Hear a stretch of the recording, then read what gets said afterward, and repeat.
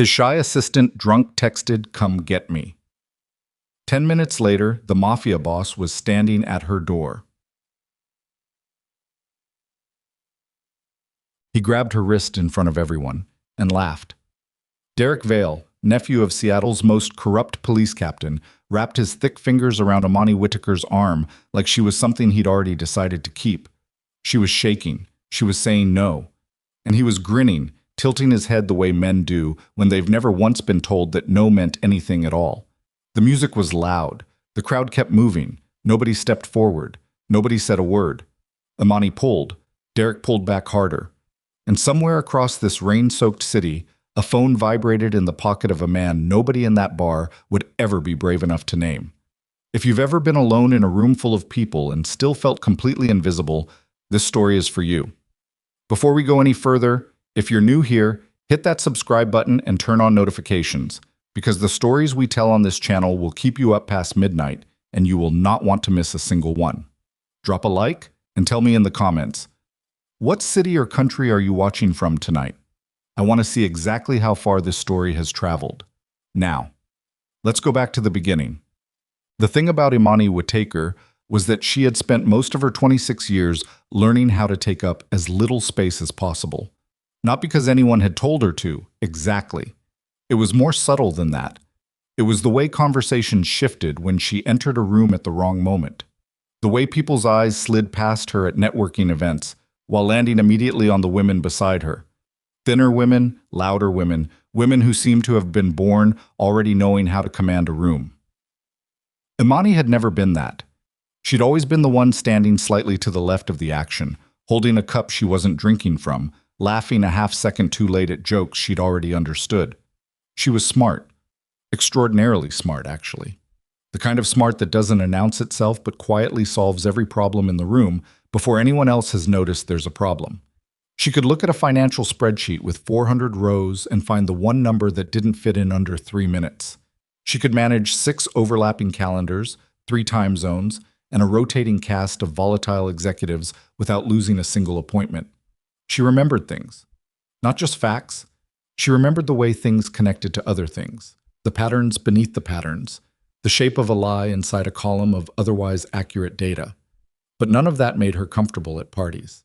She'd worn a navy blue wrap dress to Maya's birthday celebration, one of the other executive assistants at Kang Meridian Group, because Maya had specifically said, nothing too formal, nothing too casual, just come and be a human being for one evening, Imani. I swear to God you are allowed to exist outside this office. And Imani had laughed, which was a real laugh, the kind that surprised her own face, and she'd said yes before her anxiety could manufacture a convincing excuse. The club was called Tidal. It sat beneath the waterfront district in a space that used to be a shipping warehouse, and someone had spent a significant amount of money on exposed brick and mood lighting and a sound system that cost more than Imani's annual rent. It was exactly the kind of place that looked beautiful in photographs and felt slightly overwhelming in person. And by 10:30, Imani had positioned herself near the edge of the bar with a club soda she'd been nursing for 40 minutes, because she didn't drink much, and because holding something gave her hands something to do. She was actually having a decent time. That was the thing she would remember later in the alley, with the rain coming down. She had been genuinely okay. Maya had pulled her onto the dance floor twice. She'd met a woman named Priya who worked in logistics and was funny and a little sharp-tongued in a way Imani immediately liked. She had eaten 3 of the small crab appetizers that kept circulating and thought privately that she might actually make it through an entire social event without spending 40% of it hiding in the bathroom scrolling through her phone. Then Derek Vale found her. He was the kind of handsome that men sometimes use as a weapon. Square jaw, easy confidence, the particular smile of someone who has been told his entire life that his attention is a gift. He appeared at her elbow somewhere around 11 with a drink she hadn't asked for and a line she didn't catch over the music. And when she leaned in to indicate she hadn't heard, he took it as an invitation to move closer. I said, he repeated, louder, his mouth near her ear. I've been watching you for like an hour. You're the most interesting woman in this room. Imani felt the familiar discomfort of a compliment designed to pin her in place. She smiled, because she'd been trained by years of social anxiety to smile when she didn't know what else to do. And she said something vague and non-committal, and she took a small step back. Derek stepped forward. She tried 3 times over the next 20 minutes to exit the conversation gracefully. She mentioned Maya. She gestured toward the dance floor and said her friend was waiting. She let the music create a natural gap in the exchange and began physically turning away. Each time, Derek reoriented, cutting off her angle with his body, laughing like her attempts to leave were charming evidence of how adorably shy she was. By the 4th attempt, she said it plainly. "I'm going to find my friend. It was nice to meet you." And Derek Vale wrapped his hand around her wrist. Not violently. Not with the specific force that would have made it obviously wrong in a room full of people. Just firmly, casually. The way you'd grab a door before it closed. Like he had simply decided that her body had not yet received the message from her mouth. "You don't have to do that," he said, still smiling. "Stay. One more drink." The music was loud. The crowd moved around them without pausing. Someone laughed nearby at something unrelated. Imani stood very still for a moment, the way she'd learned to stand still when her body couldn't immediately decide between fight and flight, and she felt the warm pressure of his fingers on the inside of her wrist and thought, "This is how it starts, and nobody in this room is going to help you." She pulled her arm back. Derek let go, but only because she'd pulled hard enough that releasing felt like his choice. "Just being friendly," he said, and there was something in his voice now, something flattened and quiet beneath the easy charm, that told her the friendliness was performative and the thing underneath it was not. Imani found Maya near the back of the club and said she wasn't feeling well, which was true in a way that had nothing to do with her stomach, and Maya hugged her and told her to text when she got home, and Imani retrieved her coat from the check and pushed through the heavy front doors into the November air.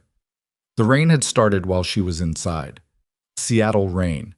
Not dramatic, not cinematic, just relentless and gray and cold in the specific way of a city that has been wet for 6 months and expects to be wet for 6 more. She pulled her coat tighter and checked her phone for a rideshare, found a 12-minute wait, and started walking the half-block toward the better-lit corner where she'd be easier to locate. She heard the door behind her. She didn't look back. She walked faster. "Hey," Derek's voice. Behind her, closer than the door should have allowed. "Hey, I just wanted to say I'm sorry. I didn't mean to make you uncomfortable." Imani kept walking. "Seriously, can you stop for a second? I'm trying to apologize." The corner she was heading for was half a block away. The street was not empty, but it was not full either, the specific urban middle distance where there are people, but none of them are close enough to matter. She turned left instead of continuing straight, operating on a half-formed instinct to move toward the denser part of the street, and Derek followed. And that was when she realized that the turn had taken her down a narrower street, not a better one. The rain was heavier now. Derek was still talking. She'd stopped processing the words.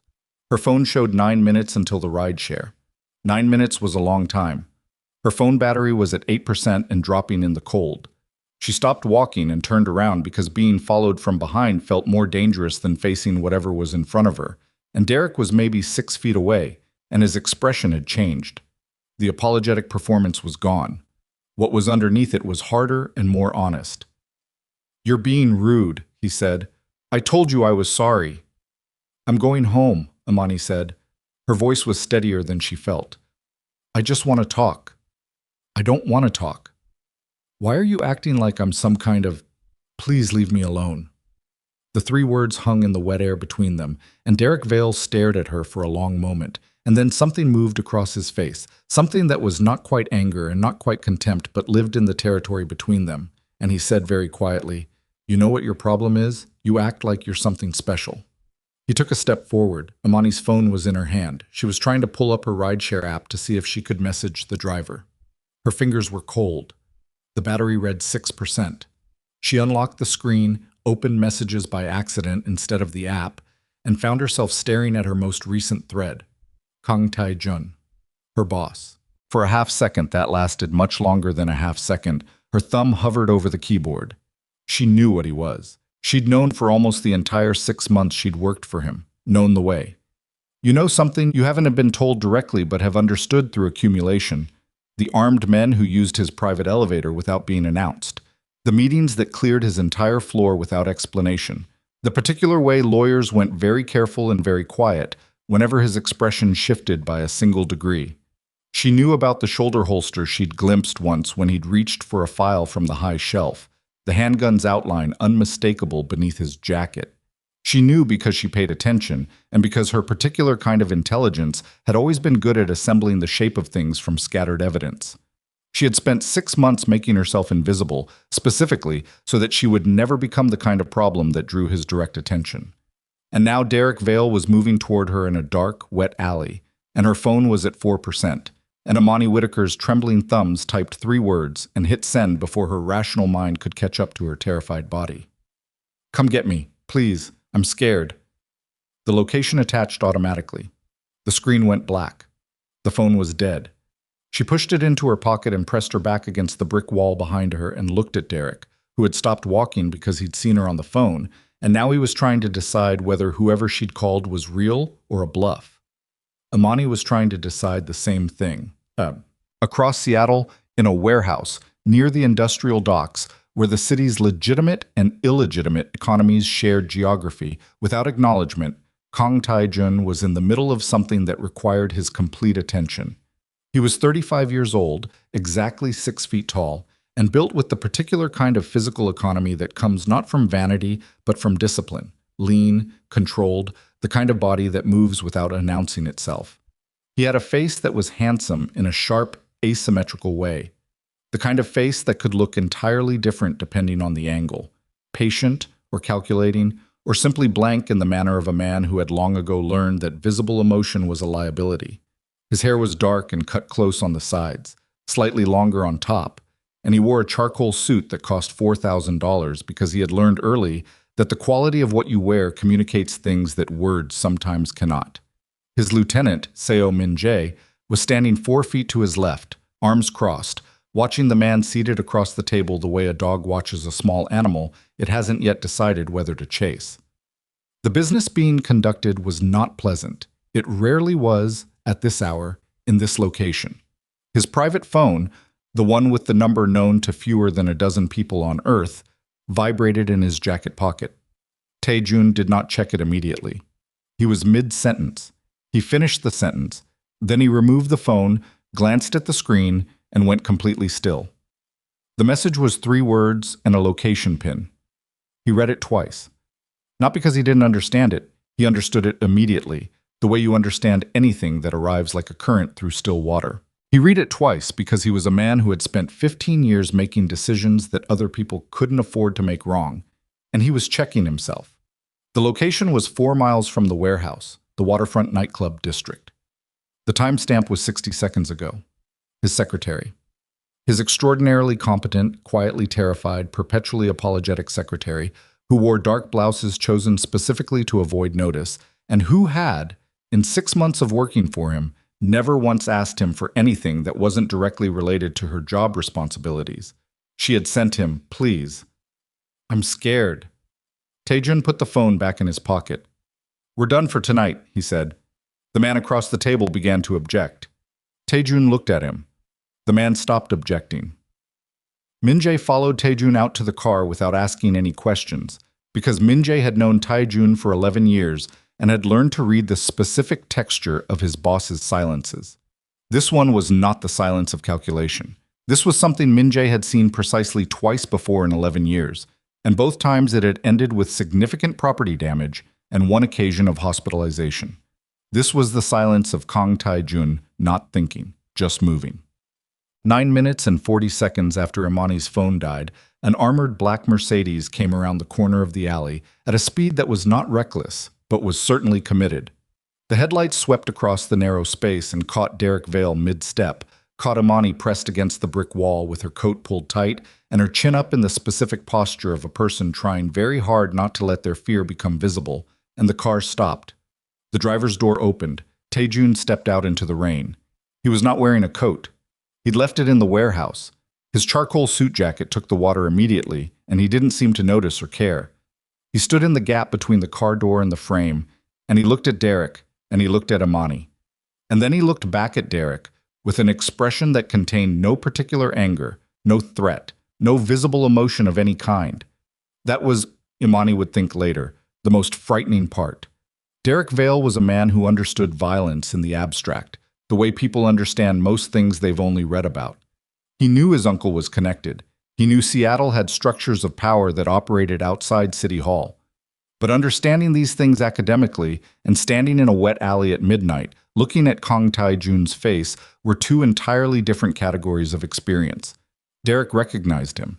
The blood left his face in a way that was almost visible. Tae-jun said nothing. He didn't need to.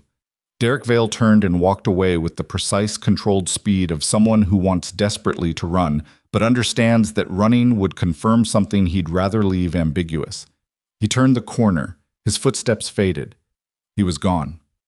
Tae-jun crossed the alley toward Imani. She was shaking. She hadn't realized how badly until she stopped pressing her back against the wall and her whole body registered that the immediate threat was over, and then couldn't seem to figure out what to do with all the adrenaline it had been holding. Her teeth were chattering faintly. Her hands were trembling. She was soaking wet, completely soaking, hair flattened. Mascara she didn't usually wear that much of now tracking down her cheeks in a way she was dimly aware was not flattering and couldn't bring herself to care about. Tae-jun stopped 2 feet away from her and looked at her for a long moment with an expression she couldn't read. Then he removed his jacket. He wrapped it around her shoulders without asking.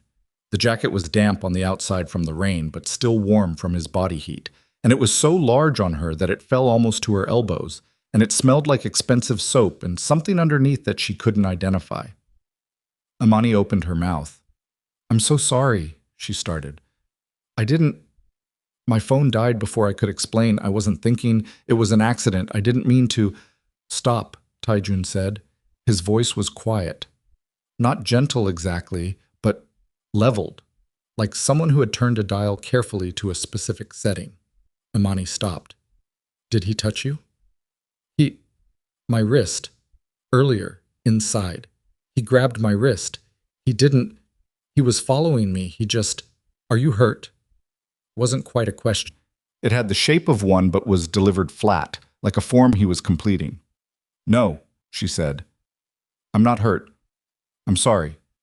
I'm so sorry for pulling you away from whatever you were." "You called me," Tae-jun said. "I came."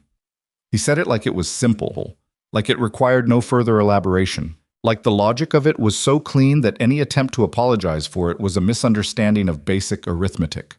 Imani stood in his jacket in the rain and looked up at him. She had to look up. She was 5'4", and he had several inches on her, and felt something shift in her chest that she didn't examine because she was cold and wet, and her body was still working through approximately 40 minutes of sustained fear. "Come," he said, and turned toward the car. Imani followed him because there was not, in that moment, any alternative that made sense. Min-jae was in the front passenger seat. He said nothing when they got in. Tae-jun drove. The heater came on immediately, and Imani sat in the back with her arms folded over his jacket and tried to remember how to breathe at a normal pace. Nobody spoke for approximately 4 blocks. Then Tae-jun, without turning around, said, "Your address." Imani gave it to him. She watched the back of his neck for the rest of the drive. She watched the way he navigated the wet streets without rushing, without hesitation, with the particular kind of certainty that some people are born with, and some people acquire through decades of operating in environments where uncertainty is a fatal luxury. She watched his hands on the wheel, steady, relaxed, the knuckles of the right hand slightly rougher than the left, in a way she'd never noticed from across his desk. She thought about what she'd done. She had texted her boss, not just her boss, but the specific man who her boss actually was beneath the corporate title, at midnight in a crisis, and he had come. He had come in 9 minutes and 40 seconds from what she knew, from the way the car had arrived, and the warehouse smell that was faint on his jacket beneath the soap was not a short distance. He had come immediately. She didn't know what that meant. She was fairly certain she shouldn't think too hard about what that meant. The car stopped outside her building. Imani's apartment was on the 3rd floor of a converted Victorian near Capitol Hill, and the street it sat on was quiet and familiar in a way that made the last hour feel briefly unreal, like a film she'd watched instead of lived. She reached for the door handle. "Thank you," she said. The words felt inadequate. She tried anyway. "Thank you, genuinely. I don't know what would have—" She stopped herself. "Thank you." Tae-jun turned slightly in the driver's seat, not fully, just enough to look at her over his shoulder. "Go inside," he said. She went inside. She made it up 2 flights of stairs before she sat down on the landing and put her face in her hands and shook for about 3 minutes straight. Not from fear anymore, but from something she didn't have a clean name for. The relief of being safe, and the weight of what safe had cost her to ask for, and the jacket that was still around her shoulders that smelled like someone who had come when she called. She brought the jacket inside. She hung it carefully over her desk chair. She lay awake until 4 in the morning, and somewhere in the dark, she understood that the version of her life where she was simply invisible to Kang Tae-jun had ended at midnight in an alley. She just didn't know yet what came next. Imani did not sleep. She lay on top of her covers in the dark with Tae-jun's jacket still hanging over the desk chair across the room, and she watched the digital clock on her nightstand move through the hours with the particular cruelty of a clock watched by someone who cannot stop thinking. 2:47, 3:15, 3:52. The rain kept coming. It drummed against the window in the irregular rhythm of November in Seattle, which is to say it had no rhythm at all, just persistence, just the relentless accumulation of water on glass. She kept replaying the alley. Not Derek's hand on her wrist, though that came back too. The warmth of it, the casual certainty of it, the way it communicated that her stated preference was simply not relevant information. That part she understood. She'd encountered that logic before, in smaller doses, in contexts where the stakes were lower. She knew how to file that away. What she couldn't file away was the car coming around the corner, the headlights cutting through the rain, Tae-jun stepping out without his jacket, not running, not announcing himself, just arriving, standing in the water that was coming off the sky like it was nothing, looking at Derek with that expression that had no heat in it whatsoever, which was somehow worse than anger, and saying absolutely nothing, and watching a man who outweighed Imani by 80 pounds turn around and leave like he'd suddenly remembered somewhere else he urgently needed to be. "You called me." "I came." She turned onto her side and pulled a pillow over her face and made a sound that wasn't quite a groan, but wasn't quite not one either. She was his secretary. She made his coffee. She managed his calendar. She ordered the specific brand of Japanese green tea he kept in the credenza behind his desk, and made sure his car was confirmed 20 minutes before he needed it, and translated the subtext of tense emails from investors into plain language so he could respond to what was actually being asked. That was the job. That was the entire shape of what they were to each other, except that he had crossed 4 miles of Seattle in under 10 minutes at midnight because her thumb had slipped. She finally got up at 5:45, made coffee she barely tasted, and sat at her kitchen table with her hands wrapped around the mug, watching the sky go from black to the specific dark gray that passed for dawn in late November. She thought about calling in sick. She thought about it seriously, with genuine intent, for almost 4 minutes. Then she put her mug in the sink, went to get ready for work, and spent slightly longer than usual on her hair without consciously deciding to. The lobby of Kong Meridian Group occupied the entire ground floor of a glass tower overlooking the waterfront, and it had the particular atmosphere of money that is comfortable enough with itself not to shout. Clean lines, real marble, a reception desk staffed by a woman named Claudette, who had worked there for 11 years and whose expression of professional serenity had never, in Imani's observation, cracked under any circumstances whatsoever. Claudette looked at Imani when she came through the glass doors at 8:47 and said, "Mr. Kong is already in." This was not unusual. Tae-jun was almost always already in. "Thank you," Imani said. "He asked if you'd arrived," Claudette added, and returned to her screen. Imani kept walking toward the elevator. She did not let herself react to that in the lobby, because the lobby had 11 security cameras, and Claudette missed nothing and processed everything she witnessed into a network of office intelligence that Imani had long suspected was more comprehensive than anything in the building's official files. She rode the elevator to the 14th floor alone. She stopped outside Tae-jun's office. Through the glass wall, she could see him at his desk, jacket on, posture straight, a document in his left hand and his right hand moving across his keyboard with the particular focused efficiency that was his resting state at work. He looked from this angle exactly as he always looked, like a man conducting extremely legitimate business in an extremely expensive suit. Imani took a breath. She knocked on the glass door and opened it in the same motion, which was her standard approach, which telegraphed the brisk professionalism she'd spent 6 months cultivating as armor. "Good morning," she said. "Your 8 o'clock call with the Tacoma terminal managers has been moved to 9:30 at their request. You have the zoning board preliminary review at 11, and the afternoon is— Sit down, Tae-jun said. He hadn't looked up from his document. Imani sat in one of the chairs across from his desk. She kept her portfolio on her lap. She kept her spine straight. He finished reading whatever he was reading, set the document face down on the desk, and looked at her. His dark eyes moved across her face in the quick, thorough way of someone doing a visual inventory, checking for damage, the way you'd look at something valuable after a near miss. Imani felt the assessment. She didn't look away because looking away would have felt like confirming something she wasn't ready to confirm. You didn't sleep, he said. I'm fine. I didn't ask if you were fine. A short silence. I didn't sleep well, she amended. He nodded, once, like she'd handed him a form he'd been waiting for. He opened the desk drawer and set something on the surface between them. It was a phone, not his, a different one, still in its packaging, a mid-range model she recognized. Your number is transferred, he said. Yours is at your desk. Imani stared at the packaged phone for a beat. You got me a new phone. Yours died. I have a phone charger. Your battery failed in a situation where it shouldn't have failed. That's a problem I can fix. She looked at him. He looked back at her with the specific patience of a man who has made a decision and is now waiting for the other party to locate their objections in order of relevance so that he can address them efficiently. Mr. Kang, Imani said, you don't need to— Imani.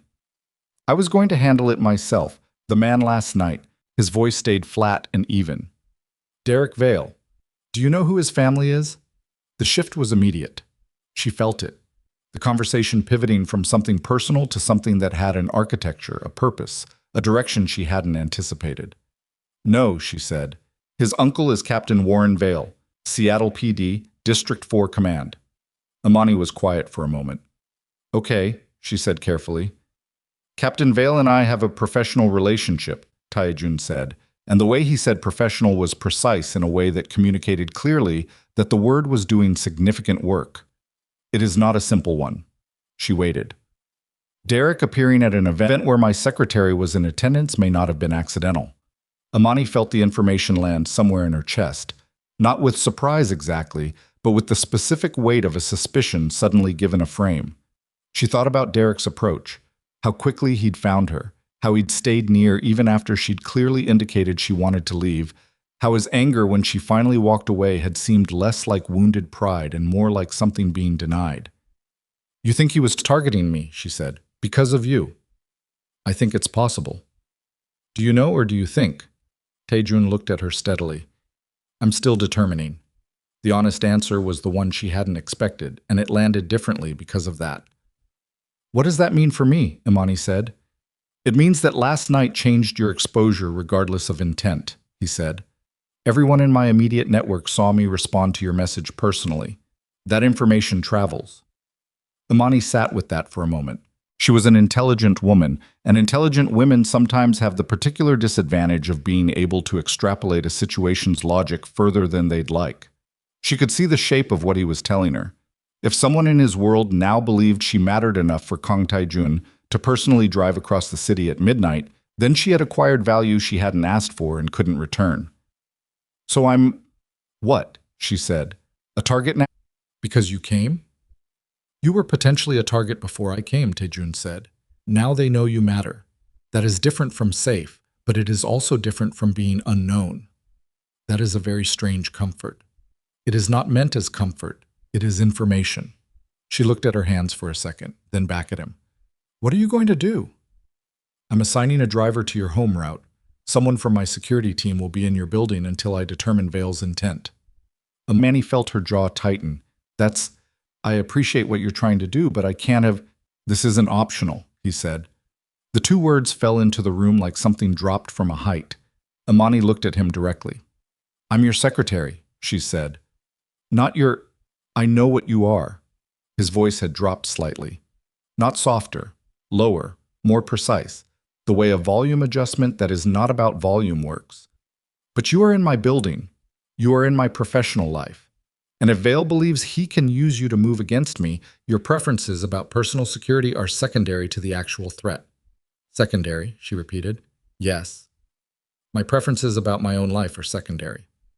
In this specific context, yes. She stared at him. He stared back. Neither of them moved for a full 4 seconds, which in the specific atmosphere of that office was approximately the length of something geological. Fine, Imani said finally. She picked up the packaged phone from the desk. But I want to be clear that I think this is an overreach. Noted, Tae-jun said, and returned his eyes to his desk, and the conversation was apparently over. The driver's name was Park. He was 29, Korean-American, built like a piece of furniture you could not move without a dolly, and he communicated primarily through monosyllables and the movement of his eyes, which tracked everything in Imani's vicinity with the quiet thoroughness of a man whose job is to notice things before they become problems. He was waiting outside the building at 6:15 that evening when she came down, and he held the door of a black SUV open without comment, and Imani got in without comment, and they drove to her apartment in a silence that was not comfortable but was at least not dishonest. He walked her to the building entrance. I can take it from here, Imani said. Third floor, Park said. I'll confirm the building is clear. She looked at him. How do you know what floor I'm on? Park looked back at her with an expression that communicated, gently but firmly, that the answer to that question was in the same category as questions about how weather worked, true, simple, and not requiring elaboration. Imani let him confirm the building was clear. She went inside and locked her door and stood in her kitchen and thought about what her life had become in approximately 19 hours. 3 days passed.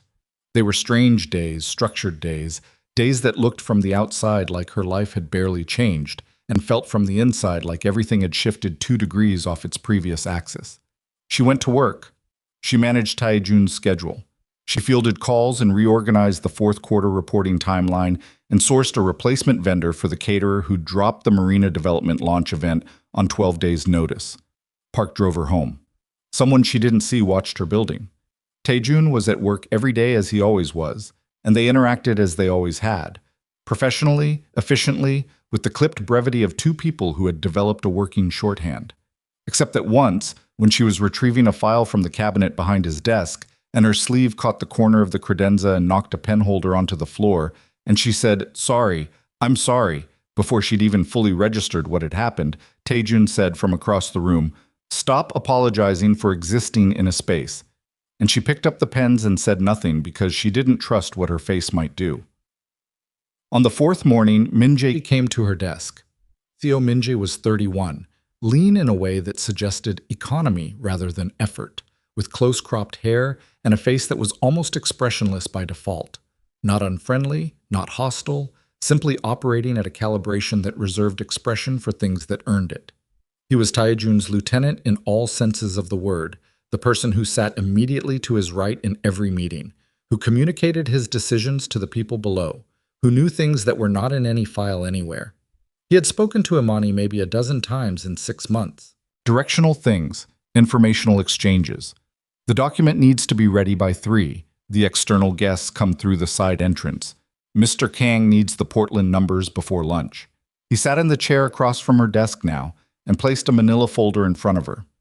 Mr. Kang would like you to look at something, he said. Imani looked at the folder, then at Min-jae. He'd like me to look at it, she repeated. He said specifically to bring it to you. Min-jae's expression didn't change. He said you would understand what you were looking at. She opened the folder. Inside were financial records, property transaction records to be specific, acquisition documents, shell company registration information, a series of zoning board decision records cross-referenced with purchase dates. She recognized the format because a significant portion of Kang Meridian Group's legitimate business involved exactly this kind of documentation, and she had organized, filed, and cross-referenced more of these records than she could count. She started reading. Min-jae sat across from her and waited. 3 minutes in, she found the first inconsistency. It was small. A purchase date on a condemned property in the Soto district that preceded the zoning board's public notice period by 11 days. She looked at the buyer, a company called Veltara LLC. She flipped to the next page. Veltara LLC appeared again in a different transaction, again before a public notice period, again in the Soto and waterfront area. Who owns Veltara? She asked. Keep reading, Min-jae said. She kept reading. By the time she was 20 minutes in, her coffee had gone cold, and she'd moved the folder to a position directly in front of her and was leaning over it with the focused energy of someone who has found a pattern and is now unable to stop following it. The shape of what she was looking at was becoming visible. Properties acquired through a shell company immediately before favorable zoning decisions that substantially increased their value, then sold to Kong Meridian Group at prices that reflected the new zoning rather than the prior condition of the properties. The Kong company had been forced to overpay. Repeatedly. On multiple waterfront development parcels. The timing was too consistent to be coincidental. Someone with advanced knowledge of the zoning decisions had been positioning those purchases, and that kind of advanced knowledge in Seattle's municipal structure lived in a very specific category of relationship with the city. Imani looked up. "How long has this been happening?" she asked. "We believe approximately 4 years," Min-jae said. "And the shell company, we haven't been able to confirm ownership definitively. Mr. Kong believes you may be able to find something his legal team missed." Imani sat back in her chair. She understood what was being asked. She understood what she was being handed and what it meant that it was being handed to her. And she understood with complete clarity that taking it was not a neutral act. This was not the kind of thing you helped with and then returned to filing schedules and ordering green tea. This was the kind of thing you stepped into. "Why me?" she asked. Min-jae appeared to consider how to answer. "Because," he said finally, "Mr. Kong says you see things that people who are looking for things miss." She looked at him for a long moment. Then she looked back at the folder. "I'm going to need the entity registration filings," she said. "All of them. And the city contract records from the zoning office for the past 5 years. I'll have them on your desk within the hour," Min-jae said, and stood. "And coffee," Imani said. "Please." Min-jae almost smiled. It was a very small almost, but she caught it. She found it in the subsidiary documentation. Veltara LLC had been registered through a Nevada holding structure, which was legal and common and specifically designed to make ownership difficult to trace. The registered agent was a law firm in Reno that processed several hundred such registrations annually and had no direct connection to anything in Seattle. That was the wall. That was where everyone else had stopped. Imani didn't stop there. She went sideways instead.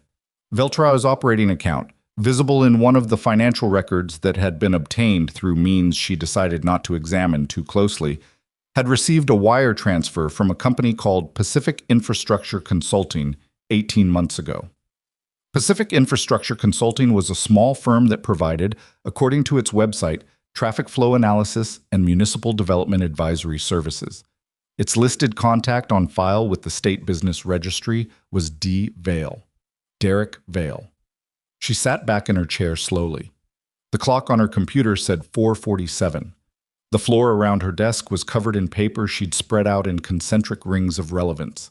Her lower back ached from not having moved for approximately 3 hours. Her hands were steady. She picked up her desk phone and dialed Tae-jun's extension. He picked up on the second ring. "I found something," she said. A pause. Short. "Come in." She gathered the 3 most critical pages, left the rest spread across her desk, and went to his office. He was standing when she came in, not at his desk but at the window, looking out at the gray afternoon water 12 floors below, jacket off and draped over his chair, which was a version of him she'd seen only a handful of times. He turned when she entered. She put the 3 pages on his desk and told him what she'd found. She kept it factual, sequential, clean.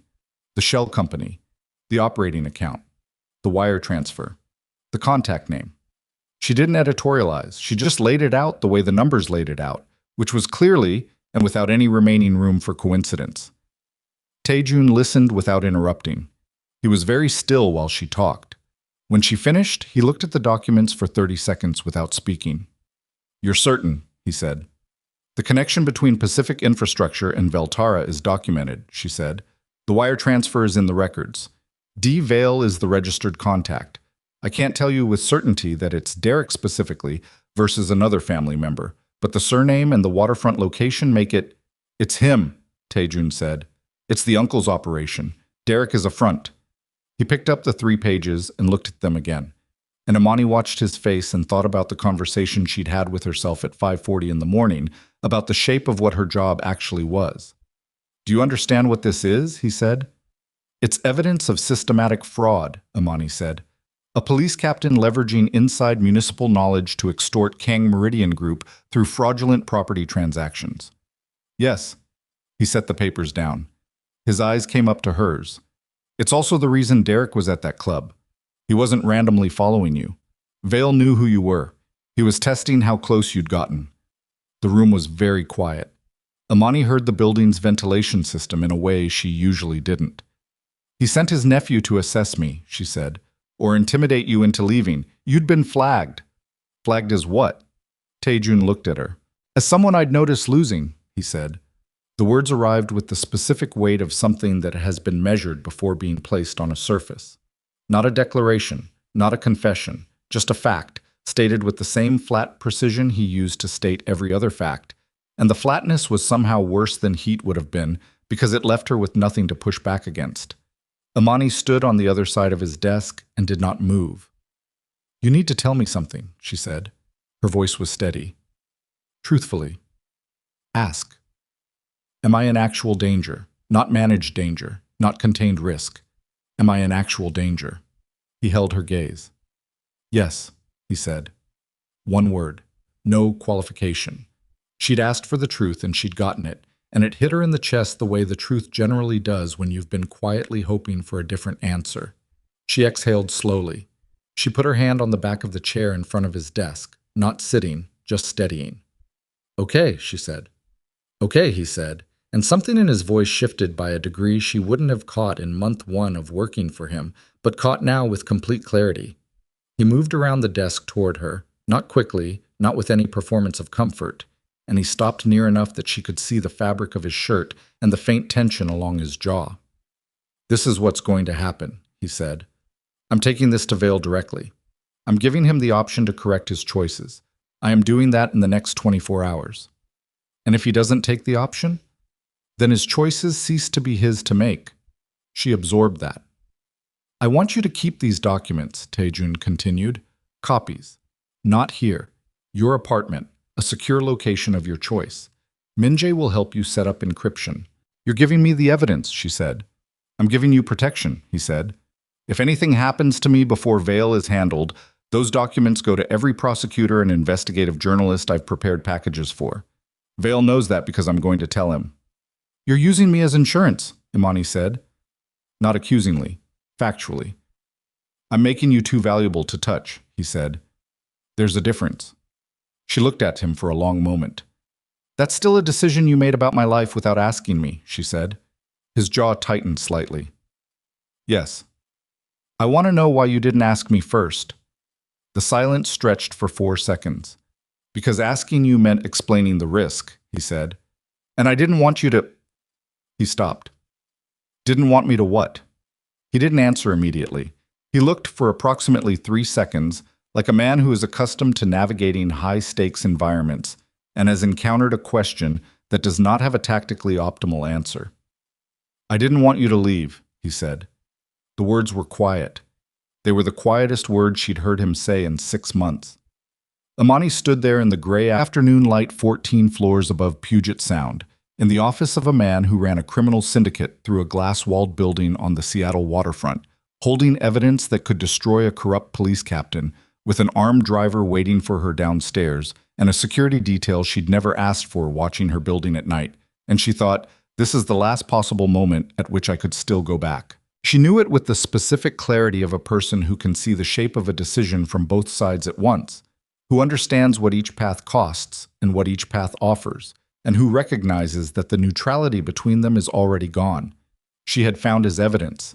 He had told her she mattered. She had stayed in this room and asked him hard questions, and he had answered them honestly instead of managing her, and none of that could be unfound or unsaid. She picked up the 3 pages from his desk. I'll need Min-jae to walk me through the encryption setup tonight, she said, before Park takes me home. Tae-jun looked at her. Something moved behind his eyes that she still couldn't fully name, but she was getting better at reading the outline of it. I'll have him ready at 6, he said. And I want to be in the room, Imani said. When you confront Vale, I want to be there. His expression shifted. That's not... He targeted me specifically, she said. I found the evidence. I am in this.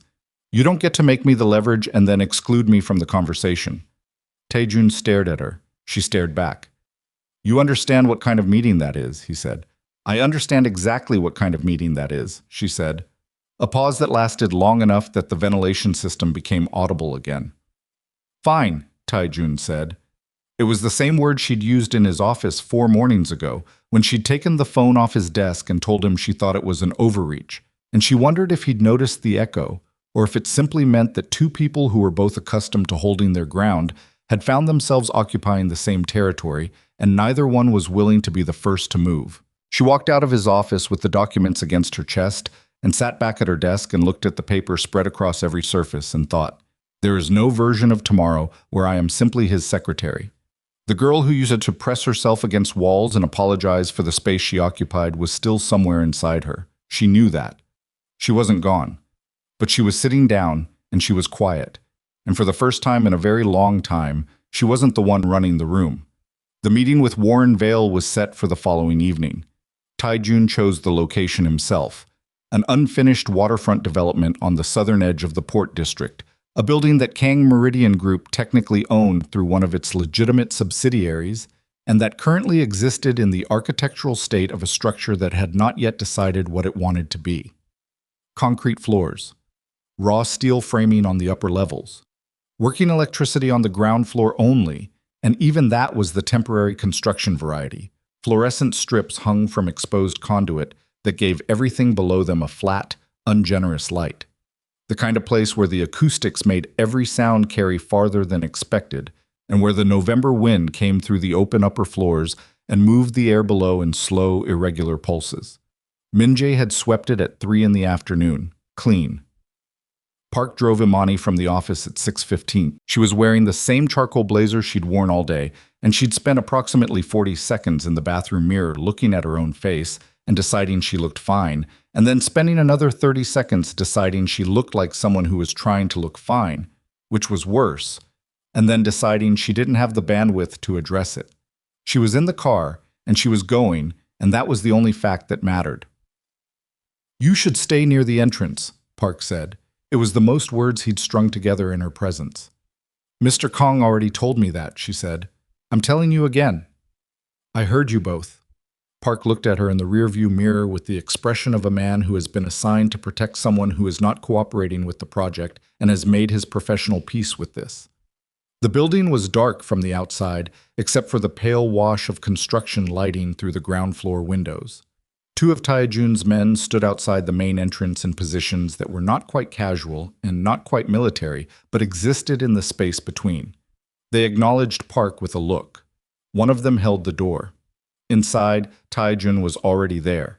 He was standing near the center of the floor with his jacket on and his hands in his pockets, and the flat fluorescent light above him doing nothing to soften the geometry of his expression. Min-jae stood to his left. 2 other men Imani had seen in the building before, but whose names she didn't know stood at the perimeter, not close enough to crowd the space, but positioned in a way that made the room's geography very clear. Tae-jun looked at Imani when she came in.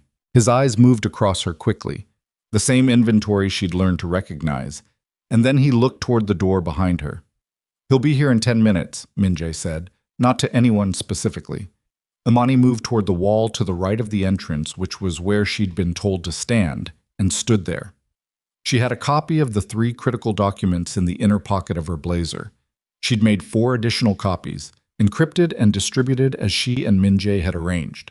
The originals were in a fireproof lockbox in her apartment that she'd purchased the same evening, and that had cost $147, and that had seemed, at the time of purchase, like a reasonable response to her life's current trajectory. She put her back against the wall and breathed. The 10 minutes passed the way 10 minutes pass when the body is running on adrenaline.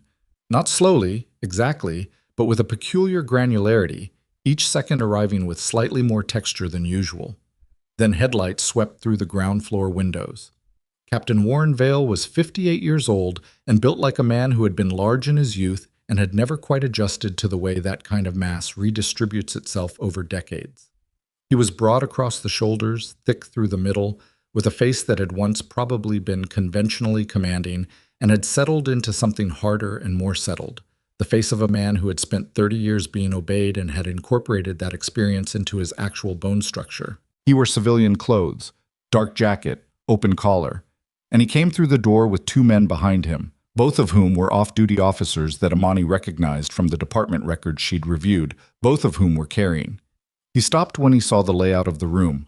His eyes moved around it the way a man's eyes move when he's doing math. Then he found Tae-jun. "You brought an audience," Vale said. "I brought witnesses," Tae-jun said. "There's a difference." Vale's eyes moved to Imani against the wall. They stayed there for a moment that lasted slightly too long. "That's your secretary," he said. "Yes." "Interesting choice." "She found your paperwork," Tae-jun said. "I thought it was appropriate." Something moved across Vale's face. Not quite anger, not quite calculation. Something that lived between them and looked a little like respect, and a lot like a man updating his threat assessment of a person he'd previously underestimated. "Veltara," Tae-jun continued. "Pacific Infrastructure Consulting. 4 years of advanced positioning on zoning decisions that cost my company approximately $11 million in inflated acquisition prices. Your nephew as the registered intermediary. Would you like me to go further, or is that sufficient for the conversation?" Vale was quiet for a moment. "That's a significant accusation," he said. "It's a documented fact," Tae-jun said. "There's a difference." He used the same phrasing he'd used 30 seconds ago. The repetition deliberate, Imani understood. The verbal equivalent of setting something on the table twice to make clear it wasn't going anywhere. Vale looked at the floor for a moment, then back up. "What do you want?" he said. "I want you to return the margin on those 11 properties at a fair valuation," Tae-jun said. "I want your resignation from the district command, filed within the week on medical grounds. I want Derek out of Seattle within 48 hours, and I want the shell company dissolved with a clean paper trail that doesn't touch anything connected to this organization. And if I do all that, the documents my secretary found remain in the private possession of the people I've distributed them to. They are never filed. They are never transmitted. You retire comfortably, your nephew starts a new chapter somewhere with better weather, and this conversation never happened." Vale's jaw moved slightly, chewing on it. "And if I don't?" Tae-jun looked at him. "Then by 9 o'clock tomorrow morning, Internal Affairs has everything. The Federal Organized Crime Task Force has everything. The investigative team at the Seattle Times that has been looking at district command irregularities for the past 18 months has everything. You will spend the remainder of your career in a courtroom, and you will spend the remainder of your life explaining to people who used to respect you why your nephew's name is on a shell company that systematically defrauded a major Seattle employer." The room was very quiet. The wind moved through the upper floors and shifted the air. Vale's face had gone through several expressions in the last 40 seconds and had arrived at something that Imani, from the wall, could not quite read. It was not surrender. It was not the particular quality of a man who has been cornered and knows it. It was something else, something with a texture she didn't have a name for yet. "I need a few days," Vale said. "You have until Friday." "I need more than Friday," Tae-jun said. "Not a conversation." Vale looked at him. Something in his eyes shifted, a small movement, the kind of micro-adjustment that people make when they've made a decision and are now putting the expression that precedes it into storage. "Friday," he said. He turned and walked toward the door. His two men turned with him. They went out into the dark and the headlights came on and the car reversed and pulled away. The room was quiet for 5 seconds. Then Min-jae exhaled and said, in Korean, something short that Imani's basic familiarity with the language translated loosely as a skeptical assessment of how well that had gone. Tae-jun said, also in Korean, something that appeared to be an agreement. Imani pulled herself off the wall. Her legs felt more normal than she'd expected. Her hands were steady. She was quietly surprised by both of these things. "He's going to try something before Friday," she said. Both men looked at her. "He agreed too quickly," she said. "And the thing on his face at the end, he wasn't calculating whether to comply. He was calculating something else." Tae-jun and Min-jae looked at each other. "She's right," Min-jae said. "I know," Tae-jun said. "I was right to know it. They simply didn't know how fast." 31 hours after the warehouse meeting, at 11:40 on a Wednesday morning, everything fell apart. It started with a phone call to Min-jae from a contact inside the city attorney's office. a woman named Deborah Haynes, who had, over years of Tae-jun's careful relationship cultivation, become the kind of informal ally whose value was specifically the irregularity of her contact. She never called about small things. She called Min Jae's private number, which meant it bypassed every professional channel, and she said 6 words before hanging up. Someone filed last night, federal level. Min Jae was in the parking structure 2 blocks from the office. He called Tae-jun before he reached the elevator. Tae-jun was in a meeting with his Tacoma Terminal Operations Director, and he took the call anyway, which told the terminal director something about the nature of his situation that he processed in real time, professionally, and with the particular poise of a man who knew what kind of company he worked for. Tae-jun walked out of the meeting and went directly to Imani's desk. She looked up from her screen. His face told her. Not the specifics. Those came 30 seconds later when he spoke, quietly, standing close enough that the conversation stayed between them and the open-plan floor around them continued its normal mid-morning rhythm without interruption. What his face told her before the words came was the shape of it. Something has moved faster than we planned, and the architecture we built is underweight. It wasn't designed for yet. Vale filed, he said, not with internal affairs, federal.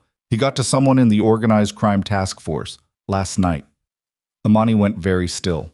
The documents, she said, he filed first. He's positioning himself as a cooperating witness. He's not the target. He's the source. He's giving them the syndicate in exchange for immunity on the fraud. She processed it. The elegance of it was, she had to admit in the cold internal space where shock lives before it becomes something operational, genuinely devastating. Vale had walked out of the warehouse and had not run. He had not complied. He had done something smarter than either of those things. He had turned the table entirely, converting his liability into currency, trading the thing Tae-jun wanted to expose him for into the key that opened a much larger door. He doesn't need to worry about the fraud evidence anymore, she said. He's already disclosed it himself, Tae-jun said. His own conduct is now covered under cooperation terms. And everything he knows about the syndicate is now federal property. The words arrived in the air between them with the specific gravity of words that reorganize everything they touch. Imani looked at her screen. She looked at her hands. She looked back at Tae-jun. How long do you have? She asked. Before they move formally, 48 hours. Maybe 72 if his disclosure has gaps they need to fill. He paused. But that's not the immediate problem. She waited. Vale knows you have the copies, he said. He knows what you found. He knows the evidence came through you. The federal filing doesn't protect him from what you're holding. It only protects him if what you're holding never reaches anyone else. If the fraud documentation goes to a second source independently of his cooperation package, it complicates his immunity terms. She was very quiet. He needs the copies, she said. He needs them gone, Tae-jun said. Or he needs you gone. She had known this was coming, in the abstract way that you can know something is coming and still feel it land with full force when it arrives. She'd known it since the warehouse, since the look on Vale's face in the last 5 seconds before he turned toward the door. She'd known it the way you know weather from a pressure change before the sky shows you anything. She breathed out slowly. My apartment, she said. Park has already moved the lockbox.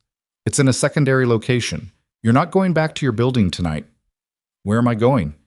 Here for now. I'm working on the rest. She looked around the office. The normal mid-morning rhythm of the floor was unchanged. Keyboards, phone conversations, the distant sound of the espresso machine in the kitchenette. The normalcy of it was almost absurd. You should have let me stay out of this, she said. Not angry, just true. Yes, he said. I should have. The admission was clean and immediate, and she hadn't expected it, and it hit somewhere unguarded. That doesn't help us right now, she said. No, he said. It doesn't. The next 6 hours were the kind of hours that compress time and stretch it simultaneously. Imani stayed in the office. Tae-jun brought Min Jae and 2 other senior people into the conference room adjacent to his office, and the door stayed closed for 3 of those hours. And she sat at her desk and worked through the logistics of document security and contingency contact lists, because doing something concrete with her hands and her mind was the only way to keep the specific quality of fear she was carrying from becoming the loudest thing in the room. At 4:15, Minji came out of the conference room and sat across from her desk. He looked tired in a way she hadn't seen him look before. Min Jae's baseline was a controlled steadiness that she'd always found faintly remarkable, the quality of a person who has lived inside high-stakes situations long enough that high stakes had become his resting state. Today, there were shadows under his eyes and a tension along his jaw that his default expression wasn't entirely containing. "There's something else," he said. She set down her pen. "The contact inside the city attorney's office," he said. "Haynes. She called again 20 minutes ago." Imani waited. "Vale's cooperation filing. It's not limited to syndicate operations," Min Jae said. "He included supplementary material, personal, specific to Tae-jun." She felt something cold move through her chest. "What kind of personal?" Min Jae looked at the desk surface for a moment. "There's a federal sealed filing from 8 years ago, connected to the original Kang Syndicate expansion into the Port District. A fatality. Vale has the documentation. Tae-jun knows about this?" "He knows about the event," Min Jae said carefully. "He did not know Vale had documentation." She processed the layers of that. 8 years ago, before her. Before the company looked the way it currently looked. Before Tae-jun, presumably, had built the particular structure of control and distance and ruthless precision that characterized every decision she'd witnessed him make. Something from the formation of what he currently was. "Is it real?" she asked. Min Jae met her eyes. "Yes." She sat with that for a moment. "Does he know you're telling me this?" she asked. "No." "Why are you telling me?" Min Jae looked at her with an expression that was, for him, something approaching unguarded. "Because you're going to find out," he said. "And I would rather you find out from me in this room than from a federal filing or from Vale using it as a weapon in a situation where you're present and don't have the context." She understood what he was doing. She wasn't sure whether to be grateful. "What does it mean for the current situation?" she asked. "It means Vale has more leverage than we understood in the warehouse," Min Jae said. "It means the cooperation terms he's getting may be stronger than we calculated. And it means—" He stopped. "It means what?" "It means that in the next 48 hours, Tae-jun may make a decision that you will not agree with," Min Jae said, "about how to handle Vale directly." She understood that too. "He wants to remove him," she said. "He wants to remove the problem," Min Jae said, which was a distinction that was also not one. She stood up. She walked to Tae-jun's office. She knocked and opened the door in the same motion. He was at his window, back to her, looking at the water. "You need to tell me about the sealed filing," she said. He didn't turn around immediately. A pause of 3 seconds, maybe 4. The specific length of a pause that is not surprise but is the moment after surprise when a person is deciding what to do with it. Then he turned. His face was not what she expected. She'd anticipated the closed expression, the controlled blankness that was his armor. Instead, what she saw was something that looked, briefly and unmistakably, like a man who is tired in a way that has nothing to do with sleep. "Min Jae," he said. "Don't," she said. He was right to tell me. What happened 8 years ago? The silence was different from the other silences she'd collected from him over the past week. Those had been silences of calculation, of decision, of men weighing outcomes. This one was older. "I was 27, he said. "The Port District expansion.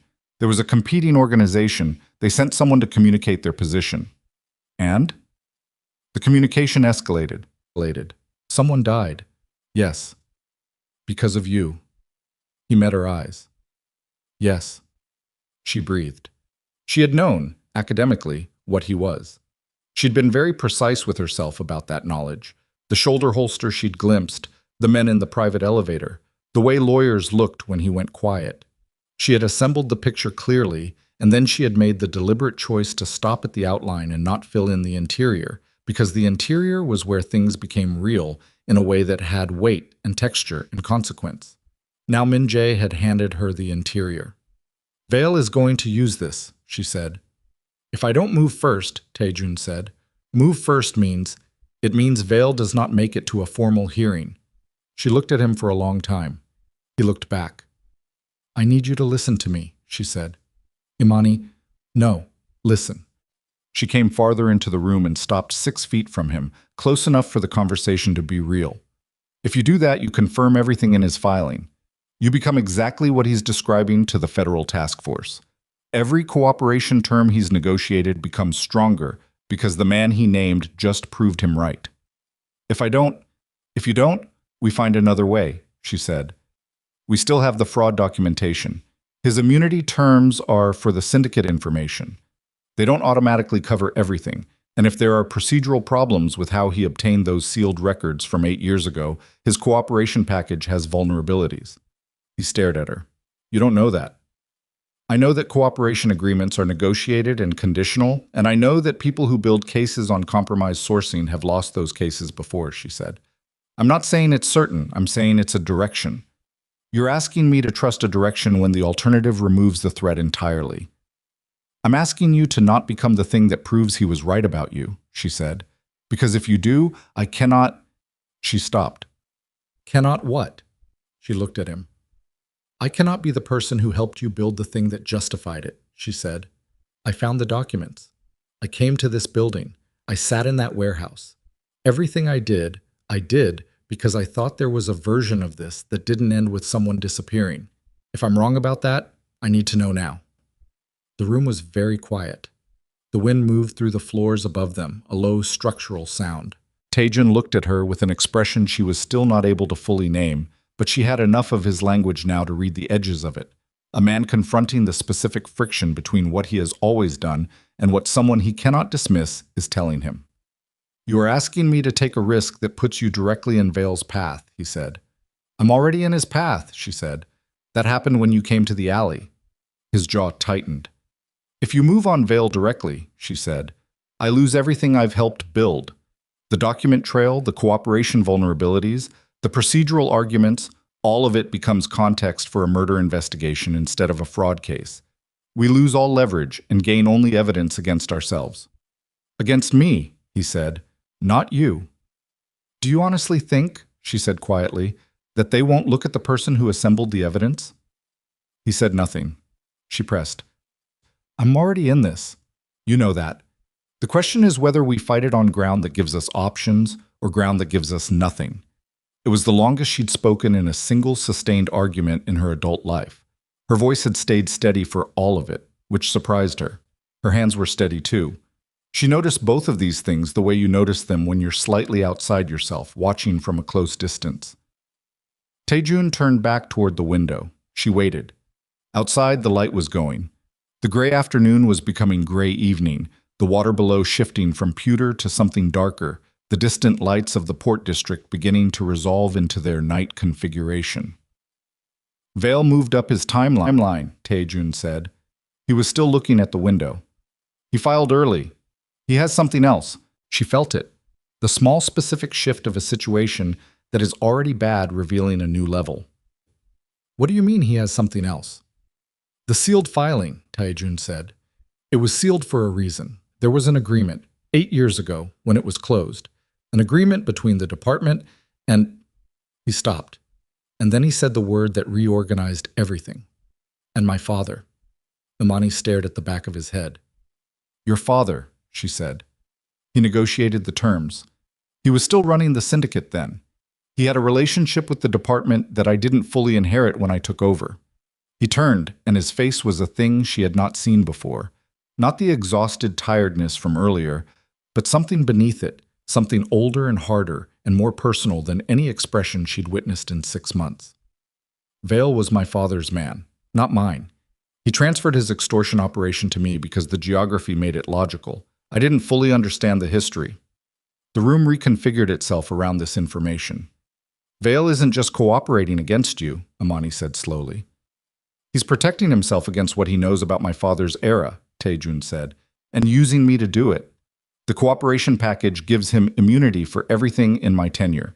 My father's operation, which included things that would have buried Vale permanently, is outside the federal scope because my father died 4 years ago and the statute window is closed, she said. Yes. She sat down in the chair nearest to her without deciding to. The shape of it was breathtaking in a terrible way. Vale had not panicked. He had not improvised. He had been sitting on a specific piece of leverage for years.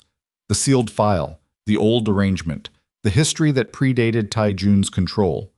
and he had been waiting for the moment when it would be worth the most. Tae-jun's confrontation in the warehouse had given him that moment. The extortion evidence Imani had uncovered had made it urgent, and Vale had moved not with the desperation of a cornered man, but with the precision of one who had long ago identified the exact door he would use if he ever needed to leave. "He played you," she said. Not cruelly, just truthfully. "Yes," Tae-jun said. "He played both of us," she said. A pause. "He played me." "Played me," Tae-jun said. "You were incidental to the opening. You're only central now because—" He stopped again. "Because you came to the alley," she said. "Yes."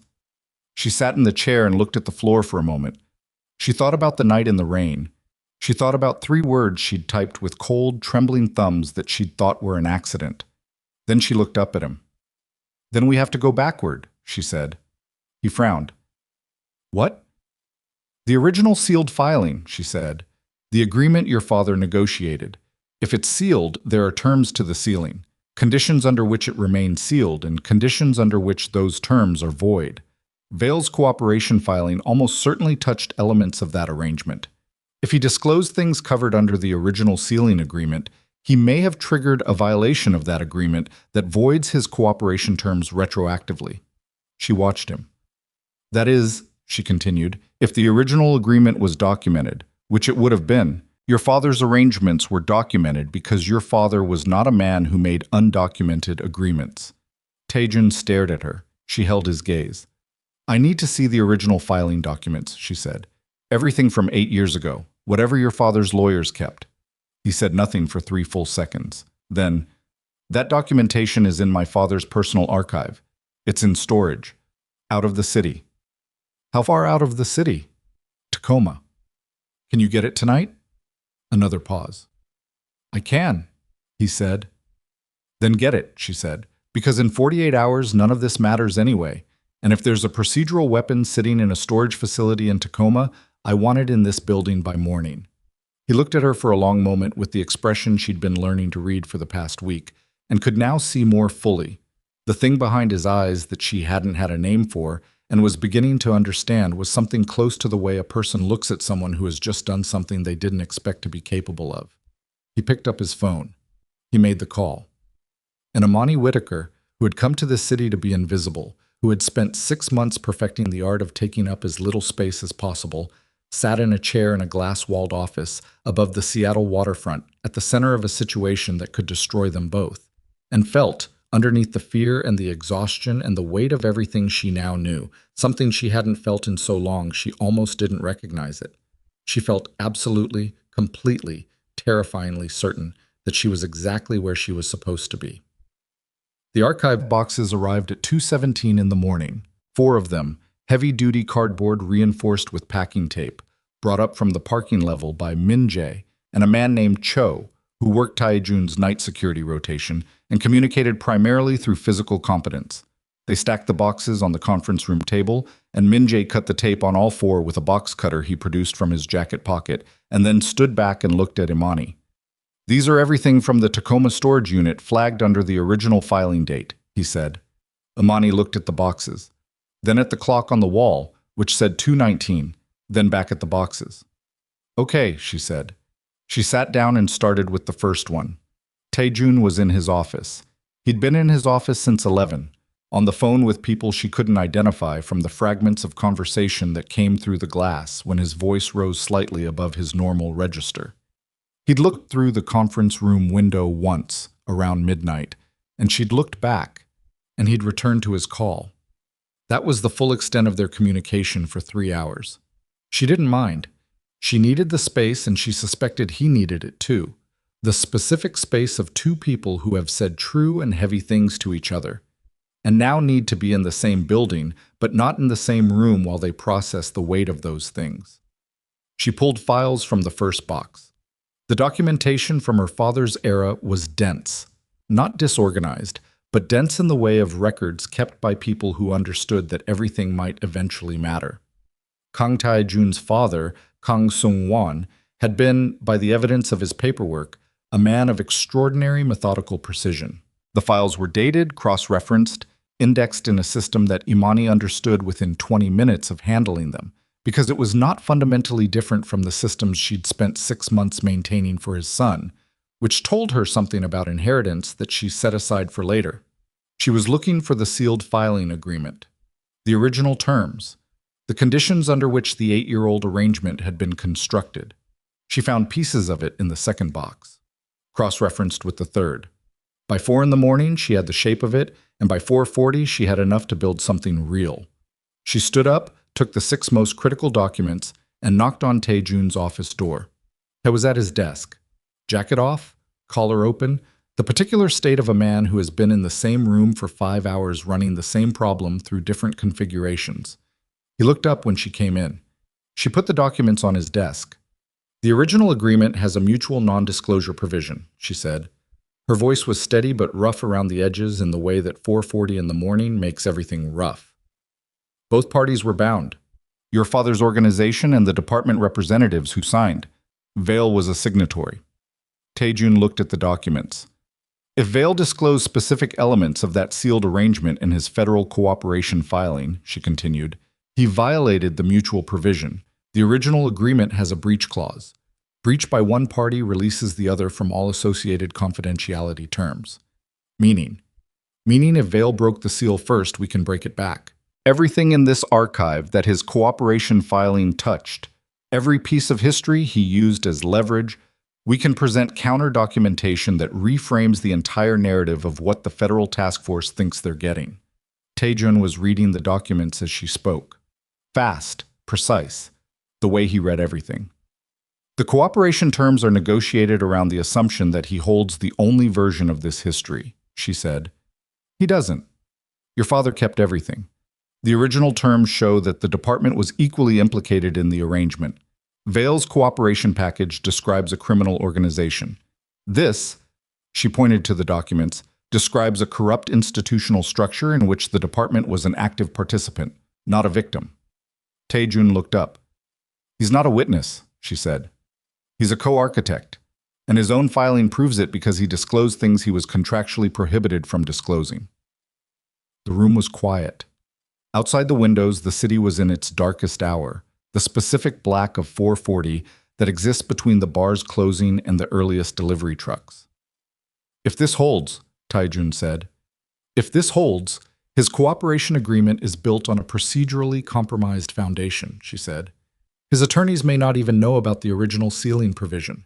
The federal filing was fast. He moved in 31 hours. Fast filings miss things. We need someone inside the process. We need an attorney who can file a motion challenging the cooperation terms before the task force formalizes its case structure, she said. Tonight, this morning, before business hours. He was already reaching for his phone. My father's attorney, he said. She's in her 70s and she's going to be furious I'm calling her at this hour. Can she do it? He was dialing. She's the one who drafted the original agreement, he said, and held the phone to his ear. Her name was Eleanor Chun, and she was based on the half of the conversation Imani could hear from the conference room, absolutely furious about the hour, and absolutely in command of every relevant piece of information within 90 seconds of being briefed. She asked 3 questions. Tae-jun answered them. She said something that made him close his eyes briefly. He said yes. She said something else. He said yes again. Then he said thank you in Korean and ended the call. He came to the conference room doorway. She needs the original agreement document scanned and transmitted in the next 30 minutes, he said. I'm already doing it, Imani said, because she'd located the scanner on the supply cabinet while he was on the phone and had started on the first page while listening with half her attention. He stood in the doorway and watched her for a moment. You should sleep, he said. So should you. I'm used to this. I'm learning, she said. He was quiet for a moment. Then, Imani. She looked up from the scanner. What you did tonight, he said. With the archive. Finding that provision. He stopped. He seemed to be doing the thing she'd watched him do in other high-pressure moments. Locating the words in a space where words didn't come naturally because the feeling underneath them was inconveniently large. I would not have found that. My team would not have found that. You would have, she said. Not in time. She looked at him for a second. Go call whoever else you need to call, she said. I'll have these transmitted in 20 minutes. He went back to his office. She fed the next page into the scanner and listened to it hum and thought about the fact that she was operating in hour 22 without real sleep on approximately 300 calories. And her hands were still steady, and she wasn't sure what that said about her, but it said something. Eleanor Chun filed the motion, challenging the cooperation agreement's procedural validity at 6:52 in the morning before the federal building's main offices opened through an emergency procedural channel that Imani had not known existed, and that Eleanor Chun had apparently used twice before in her 50-year career with the specific, unapologetic authority of a woman who had built the kind of reputation that makes emergency channels available. The motion cited the mutual non-disclosure violation. It cited the breach clause. It attached counter-documentation from the original archive. It requested an emergency stay on the cooperation agreement's formalization, pending review of the procedural irregularity. Minji read the filed copy on his laptop at 7:15 and said, in English this time, that he genuinely had not expected that. Tae-jun said nothing. He was at his window again. The city was going from dark to gray, and the water below was beginning to catch the early light in the flat, pewter way of winter mornings. Imani was on the conference room couch with her shoes off and a cold cup of coffee on the table beside her, and she was almost asleep when her phone buzzed. Unknown number. She stared at it for 2 seconds, then answered. Ms. Whitaker. The voice was male, measured, with the specific quality of official neutrality that certain institutional roles produce in people over years of practice. My name is Agent Reyes. I'm with the Federal Organized Crime Task Force. I understand you've been involved in some documentation work on behalf of Kang Meridian Group. She sat up. Her heart had gone from nearly asleep to fully operational in under 2 seconds. I'm not sure what you're referring to, she said. We'd like you to come in for a voluntary conversation, Agent Reyes said. Today, if possible. She looked through the conference room glass at Minji, who was looking back at her with an expression that said he could hear enough from her posture to know something had shifted. I'd like to have an attorney present, she said. A pause that lasted 1 beat too long. Of course. That's your right. Can we schedule? I'll have my attorneys contact your office, she said. Thank you. She ended the call. She stood up. She walked to Minjae's table and said quietly, They called me directly. Minjae's face did a very small but very specific thing. He picked up his own phone and went to Tae-jun's office. 30 seconds later, Tae-jun was in the conference room doorway. Tell me exactly what he said, he said. She did.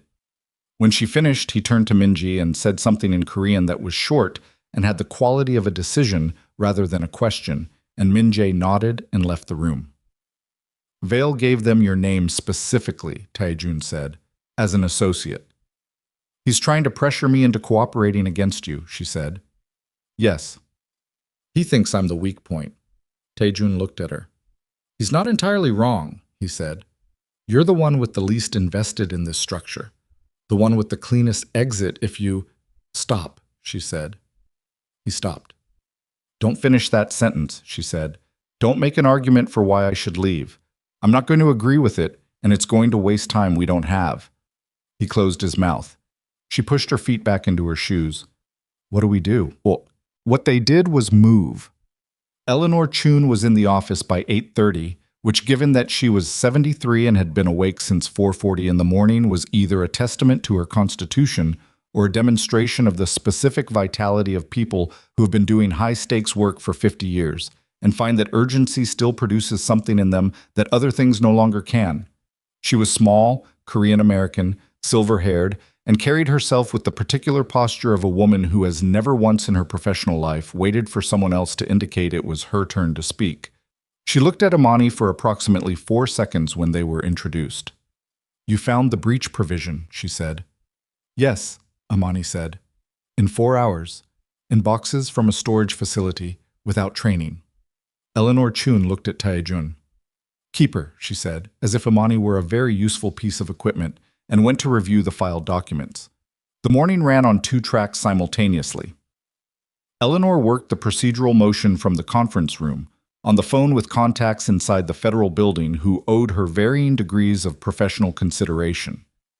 Tae-jun managed the operational response, securing communications, moving personnel, running the specific kind of quiet internal audit that you run when you know a federal case is building against you and you need to understand exactly what shape it's taken. Min-jae moved between both tracks. Imani sat at her desk and worked because working was the only thing that kept the low-grade terror from metastasizing into something that would make her useless. At 10:47, everything changed again. The call came to Min-jae's phone. He answered it in the hallway outside the conference room, and Imani watched his back through the cloth, watched the set of his shoulders do something that they hadn't done all morning, and felt the hair on her arms respond to it before she knew what it meant. He came back in. He found Tae-jun. He said something. Tae-jun went completely still. Then he looked at Imani through the conference room glass. She came to the doorway. "They picked up Park," Tae-jun said. She stared at him. "He was bringing your car around from the structure," he said. "Vale's people got to him. We don't know where he is." The cold that moved through her was different from the cold of the previous night's realizations. That had been the cold of information. This was the cold of something physical, a person, someone she knew, someone who had walked her to her building entrance and said third floor and told her things she hadn't asked to be told because he was doing his job. "They took Park," she said. "They're communicating through him," Tae-jun said. "Vale wants a meeting, 1 hour. The parking structure on 4th and Madison. You, me, no security." "They're using him as leverage to get you into an unsecured location," Imani said. "Yes. Which means they've abandoned the federal route or it's been compromised by Eleanor's motion." "We don't know which," Min-jae said. "If Eleanor's motion triggered a review, Vale loses his protection timeline," Imani said. "If he loses that, the federal channel is no longer his primary tool. He reverts to—" She stopped. "Direct action," Tae-jun said. The words landed in the room and stayed there. "You're not going to that structure alone," Imani said. "I'm not going to that structure at all," Tae-jun said. "We are not playing by his geography." He turned to Min-jae. "Find Park. Use every contact we have. He's somewhere in the waterfront district. Vale wouldn't have moved him far in that window." He looked at Imani. "You're moving to an interior room, now." "Tae-jun, this is not a negotiation." His voice had dropped to the register she'd heard in the warehouse. The register that had made Derek Vale turn and walk away without being touched. "Vale has Park. He is trying to move me into an unsecured location. The one thing I can guarantee him is that every person in this building I am responsible for is not in his reach while I work this problem." She looked at him. "I'm one of the people you're responsible for," she said. "Yes. Which is exactly why I'm not going to a back room while you—" "Imani." 2 syllables. The way he said her name when he was keeping himself controlled by his teeth. "Please." The please was what did it. She went to the interior office. It was a small room off the main corridor, no exterior windows, used for storage and the occasional private call. Min-jae came in, set up a laptop with a live feed from the building's security cameras, and left her with a phone that had his number on speed dial and instructions that she understood clearly and had no intention of following if the situation required otherwise. She sat in the small room and watched the security feed and waited. The next 40 minutes were the longest 40 minutes of her life. On the camera feed, she watched Tae-jun move through the building with the controlled speed of a man who is running a problem and not letting the problem run him. She watched Min-jae coordinate by phone from the executive floor corridor. She watched the lobby. Claudette at the desk, normal morning movement through the glass doors, nothing that looked like it didn't belong. Then, at 11:32, 3 things happened in rapid succession. Min-jae found Park. He was in a vehicle on the level below the parking structure, not the 4th and Madison structure, but the one attached to the Kang building itself, the one Tae-jun's staff used. Vale had put him there, in the building's own garage, which meant Vale's people had been inside their perimeter. Imani saw Min-jae run, actually run, for the first time, and something in her chest seized. On the lobby camera, 2 men she didn't recognize pushed through the glass doors at the same moment, and her phone rang. She looked at the screen. The number was the same unknown number as Agent Reyes. She answered. "Ms. Whitaker." It was not Agent Reyes. It was a different voice, older, heavier, with the flat vowels of someone who'd grown up in the Pacific Northwest and never fully lost it despite 30 years of institutional diction training. This is Warren Vale. She went very still. I know where you are, he said. I know which room. I want you to understand that this doesn't have to be what you're imagining it is. She looked at the security feed. The two men in the lobby were speaking to Claudette. Claudette's expression was the same professional serenity it always was. Nothing about Claudette's face changed ever. I'm listening, Imani said. You're a smart woman, Vale said. Too smart to be sitting in a storage room on behalf of a man who will absolutely use you as a bargaining chip the moment your usefulness to him exceeds the liability. That's an interesting thing for you to say, she said, given that you're currently using your own people as tools and my driver as a hostage. A pause. Park is fine, Vale said. He's being detained, not harmed. This can all end very cleanly. I need the copies of the documentation you've been holding. I need you to cooperate with the task force interview in a way that is helpful to our case. And in exchange, everyone in that building goes home. And if I don't? Then the two men currently in your lobby escalate this situation in a way that becomes very difficult to walk back, he said, for everyone. She looked at the lobby feed. One of the men had moved away from the front desk. He was near the elevator bank now. The other was still near the entrance. You have 30 seconds to tell me you understand, Vale said. She thought about Park, who had walked her to her building entrance and said third floor with the matter-of-fact plainness of someone doing the thing they were meant to do. She thought about Eleanor Chun's motion, sitting in the federal filing system, citing a breach clause in a 30-year-old mutual non-disclosure agreement. She thought about Tae-jun's face when he'd said, I didn't want you to leave, the specific quality of that admission, the thing underneath it that she'd been translating ever since. She thought about the alley. 3 words. Come get me. I understand, she said. Good. I need you to... I understand that you've made a significant mistake, she said. 2, actually. Silence. The first is bringing your men into this building, she said. Because this building has 17 security cameras in the public areas alone, all of which have been recording since your men came through the lobby, and those feeds are backed up to an off-site server that is not on our network and that you cannot reach. She watched the lobby. The man near the elevator bank had stopped moving. The second mistake, she said, is calling me directly. Because this call is being recorded on the building's communication system, and you have now, in the last 90 seconds, made verbal statements that constitute criminal coercion, extortion, and witness intimidation, none of which are covered under your federal cooperation agreement. She heard his breathing change. You filed fast, she said. Too fast. Eleanor Chun filed faster. The procedural challenge to your cooperation terms was accepted for emergency review at 6:52 this morning. Your immunity window is suspended pending that review. Everything you've done in the last 2 hours, the detention of an employee, the entry of armed personnel into a private building, this phone call, all of it happened after your protection lapsed. The silence on the other end was the specific silence of a man doing math and not liking the result. You should call your men back, Imani said, and you should call your attorney, because Eleanor Chun has been practicing for 50 years, and she is currently in this building, and she is absolutely going to be available to describe this conversation to a federal judge. A pause that lasted 4 full seconds. You have no idea what you're doing, Vale said. I have a very precise idea of what I'm doing, she said. Goodbye, Captain Vale. She ended the call. She picked up Min Jae's speed dial number and pressed it. He answered in one ring. The lobby men are Vale's, she said. Building cameras have them on full record. He called me directly on a recorded line. He made verbal coercion statements. Get Eleanor. A short silence that was not nothing. It was the sound of Min Jae recalibrating. On it, he said. She stood up and walked out of the storage room. She went down the corridor to the main floor. She was aware of her own heartbeat in a way she usually wasn't. Not racing, which surprised her, but elevated and very clear, each beat distinct, the physical fact of her own continued functioning announcing itself. She walked to the lobby. The two men were still there. They'd seen the cameras. They knew they'd been identified. They were running the same calculation that Derek Vale had run in the alley. The math of how much worse departure looks against the math of how much worse staying looks. Claudette looked at Imani from behind the reception desk with an expression that was, fractionally, something other than professional serenity. It was, Imani thought, the nearest thing to about time she'd ever seen on Claudette's face.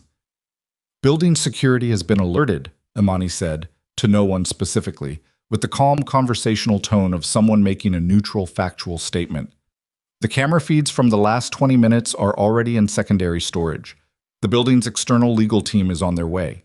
She looked at the two men. They looked at her. She was 26 years old and 5 feet 4 inches tall, and she'd been awake for approximately 26 hours, and she was wearing yesterday's blazer, and she had no weapon and no particular physical advantage over either of the people standing in front of her, and she had never once in her life been the person who walked into a lobby and made two armed men reconsider their positioning. She stood there anyway.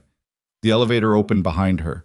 Tae-jun came off it at speed, Min-jae 2 steps behind him, and he stopped when he saw her standing in the lobby between the entrance and the elevator bank, between the two men and everyone else in the building, and his expression did something she had never once seen it do. It cracked. Not visibly, not in any way that the men across the lobby could read. But she was close enough and she knew his face well enough by now, and she saw it. The crack in the controlled surface, the thing underneath it that was neither tactical nor calculated, the thing that was simply human and could not be managed or positioned or made to wait. He crossed the lobby to her. He stopped at her shoulder, facing the men, and she felt the warmth of him beside her in the way you feel something you've been cold without, registering it only when it's present. "This building is on full camera record," he said to the two men. His voice was back to the flat, unheated precision she'd heard in the warehouse. "You are in it without cause and without invitation. You have 60 seconds to leave before I make the decision to stop being cooperative." They left in 40. The lobby went quiet. Claudette returned to her screen. Tae-jun turned to Imani. She was looking at the door where the men had gone, and she was holding herself very straight, and she was aware suddenly of a trembling at the edges of things. In her hands, in her jaw, in the muscles of her legs, that she'd been suppressing for the last 6 minutes through nothing but the specific human capacity for deciding that a feeling can wait until later. Later was apparently now. She breathed. Once, slowly. Tae-jun said nothing. He didn't ask if she was okay. He'd stopped asking that in the first 48 hours, she realized, because he'd understood that she was going to say yes regardless, and that the question was therefore functionally ceremonial. Instead, he put his hand, the right hand, the one with the rougher knuckles, briefly on her shoulder blade. Not a grip, just contact. Just the flat warmth of a hand placed against the space between her shoulders in the specific way of someone who is communicating a thing they don't have words for because the words they have all feel inadequate to the actual weight of it. She felt it travel through the blazer, through the blouse beneath it, landing somewhere underneath both. "Park?" she said. "With Min-jae," he said. "He's okay." She nodded. "Eleanor?" she said. She heard the recording, he said. She's filing a supplementary motion in the next 2 hours using the coercion statements. Vale's cooperation agreement isn't just challenged now. It's potentially criminally compromised. She nodded again. She was going to be fine. She knew that. It was information her body had not entirely received yet, but her mind was already certain of it, and she was choosing to trust her mind over the trembling at her edges. "You left the room," Tae-jun said. "Yes. I told you to stay in the room. You told me to stay in the room while you handled the problem," she said. "I handled a different part of it." He looked at her. She looked back. There was something in his expression that was trying to be several things at once. The familiar severity, and underneath it something that was not severity at all, and underneath that something that was not going to resolve itself in a lobby with Claudette 4 feet away and Min-jae coming back through the elevator with Park. Park looked shaken in the specific way of someone who is professionally trained not to look shaken and is failing slightly. He had a bruise forming along his left jaw that made Imani's stomach tighten. He looked at her when he came in, and she looked back, and he gave her the smallest nod she'd ever seen, which she understood as "I'm fine and you shouldn't have done that, and thank you all simultaneously." Min-jae was on the phone again before he'd fully cleared the elevator. The floor had returned to its operational state. Everyone who needed to know, knew, and everyone else was doing their jobs with the particular disciplined focus of people who have learned not to ask direct questions about the 12% of what goes on in this building that they don't have clearance for. Tae-jun looked at Imani one more time. "Come upstairs," he said. They rode the elevator together. Neither of them spoke. The building hummed around them. 14 floors up, through the glass walls, Puget Sound was doing what it always did. Gray and relentless and completely indifferent to what had happened in the lobby below, which was, Imani thought, exactly the right response. In his office, Tae-jun closed the door. He turned. She was already looking at him. "Veil is not finished," he said. "I know," she said. "Eleanor's motions buy us time, not resolution. His cooperation terms are compromised but not voided. The task force will review. It could take days, it could take longer. I know. And in that window," he said, "he will try again." "I know that too." He looked at her for a moment with that expression she'd been learning to read since the alley, the one that had something underneath it that was neither strategy nor caution. "I need you to understand something," he said. "Tell me." "What you did in that lobby." He stopped. He worked his jaw slightly, which was the physical tell she'd identified for the thing he did when he was choosing words with the specific care of a man who rarely uses words carelessly and is currently in territory where even careful words feel insufficient. "I have spent 15 years building a network around the premise that I control every significant variable." "I know," she said. "You have become a variable I cannot control," he said. She met his eyes. "I know," she said again. "It should concern me more than it does," he said. She looked at him. He looked back. And in the glass-walled office above the winter water, with Eleanor Chun's motions moving through the federal filing system, and Park nursing a bruised jaw one floor down, and Min Jae working the phones in the corridor, and Warren Vale somewhere in the city, recalculating what remained of his options, Kang Tae-jun closed the remaining distance between them and put both hands against her face with the same controlled precision he applied to every decision he made, except that his hands were not entirely steady, and she felt that too. And it was the unsteadiness more than anything else that told her the truth of it. She put her hand against his chest. His heart was beating fast. She hadn't expected that either. "We're not done yet," she said quietly. "No," he said. "We're not." His forehead came down to rest against hers, and they stood like that in the gray morning light for a moment that had nothing tactical in it, no strategy, no calculation, nothing except two people who had been inside a very long and very dangerous night, and had come out the other side of it still standing, which was not nothing, and was in fact something they had both, in different ways and from very different starting points, been working toward for a long time without knowing exactly what they were working toward until they were already there. Her phone buzzed. She pulled back enough to look at the screen. Eleanor Chun, Federal Review granted. Hearing set for 9 a.m. tomorrow. Vale's cooperation suspended pending. He knows. Tell Tae-jun to be very careful tonight. She turned the screen so he could read it. He read it. His jaw tightened. He moved to his desk and picked up his phone and dialed Min Jae. "Full building lockdown," he said. "Nobody moves without a partner. Park goes home in an armored vehicle with 2 escorts. Get Cho and Lee to cover the parking level." A pause. "And call the terminal managers. The Tacoma operation needs eyes on it tonight. Vale will look for pressure points." Another pause. "Yes, all of them." He ended the call. He looked at Imani. She was already straightening her blazer, which was a gesture that meant nothing practically, but meant something to her. The small physical act of pulling herself back to the version of herself that could do what needed doing. "What do you need from me?" she said. Tae-jun looked at her for one more second with the expression she was finally, after everything, beginning to fully read. What it was, what it had been since the alley. What had been building in the specific language of a man who communicates everything except the things that matter most to him until the moment when he cannot contain them any longer. "I need you to be careful," he said. "That's not specific enough," she said. "I know," he said. "I'm working on it." She almost smiled.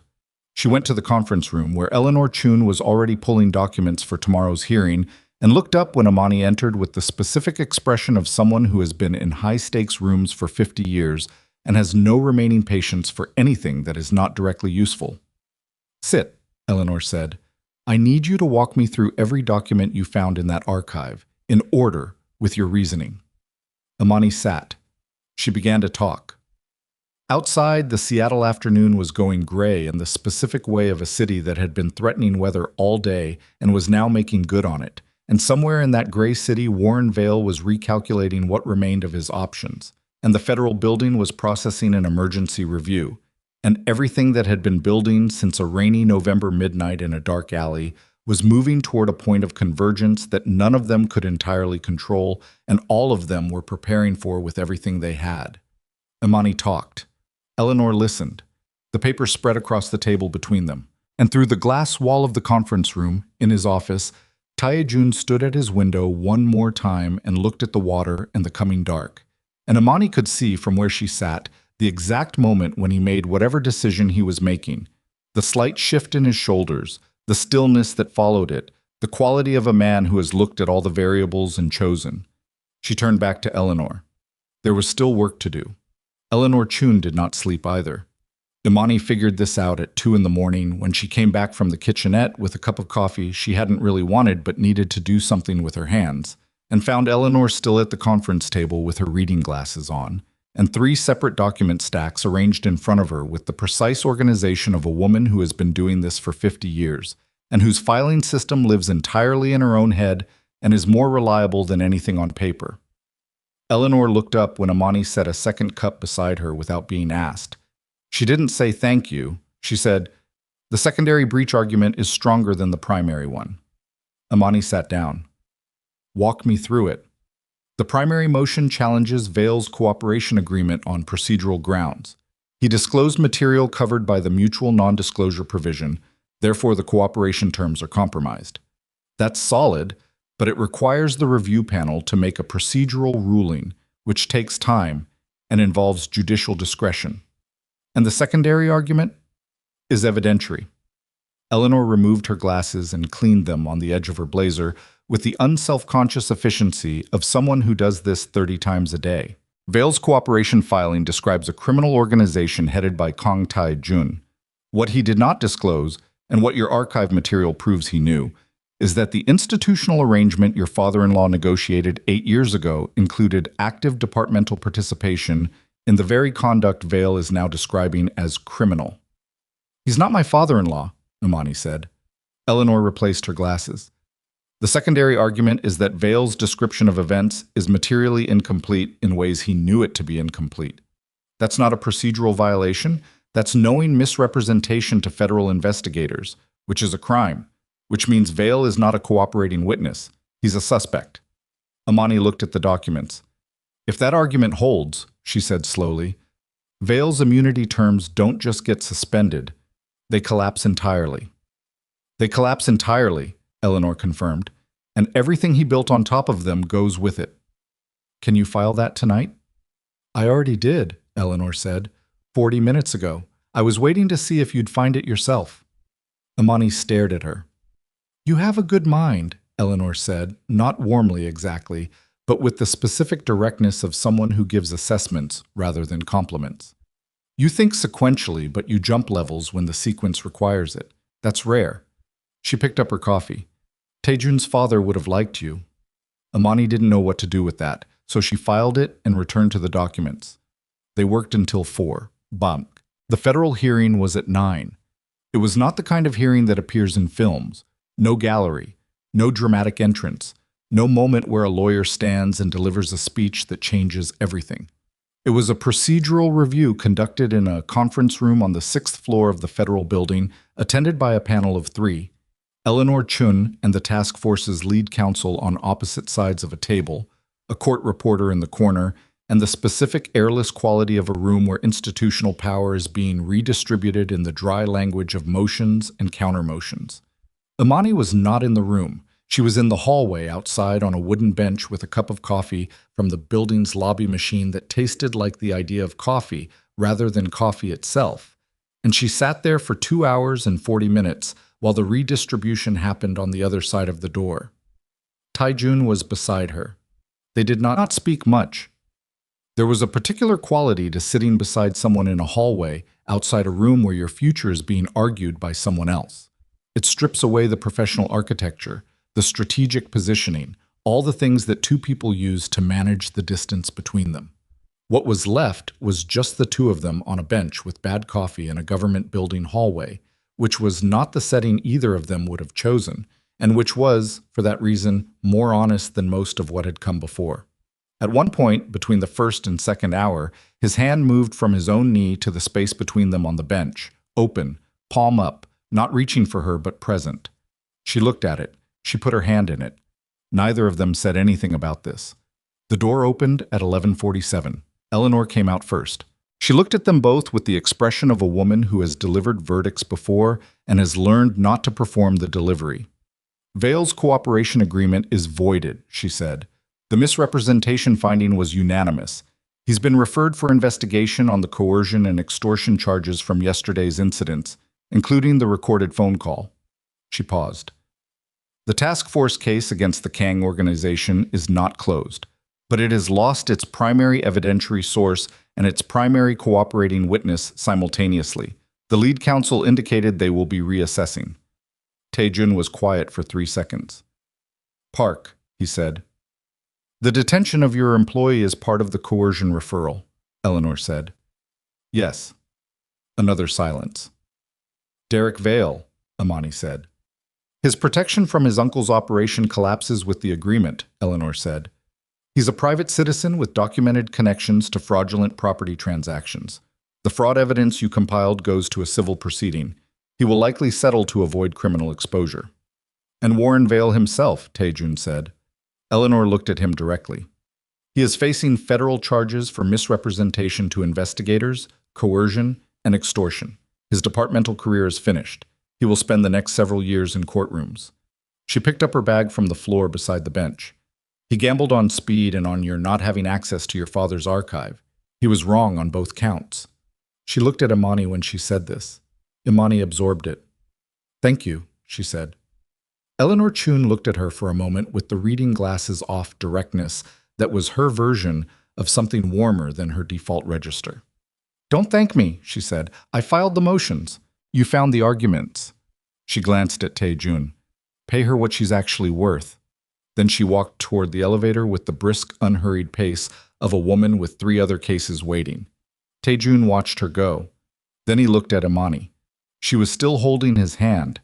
She hadn't let go when Eleanor came out, and she hadn't let go during the summary, and she wasn't letting go now, and she was aware of all of this in the specific way of someone who has stopped managing their own behavior and is simply doing what feels true.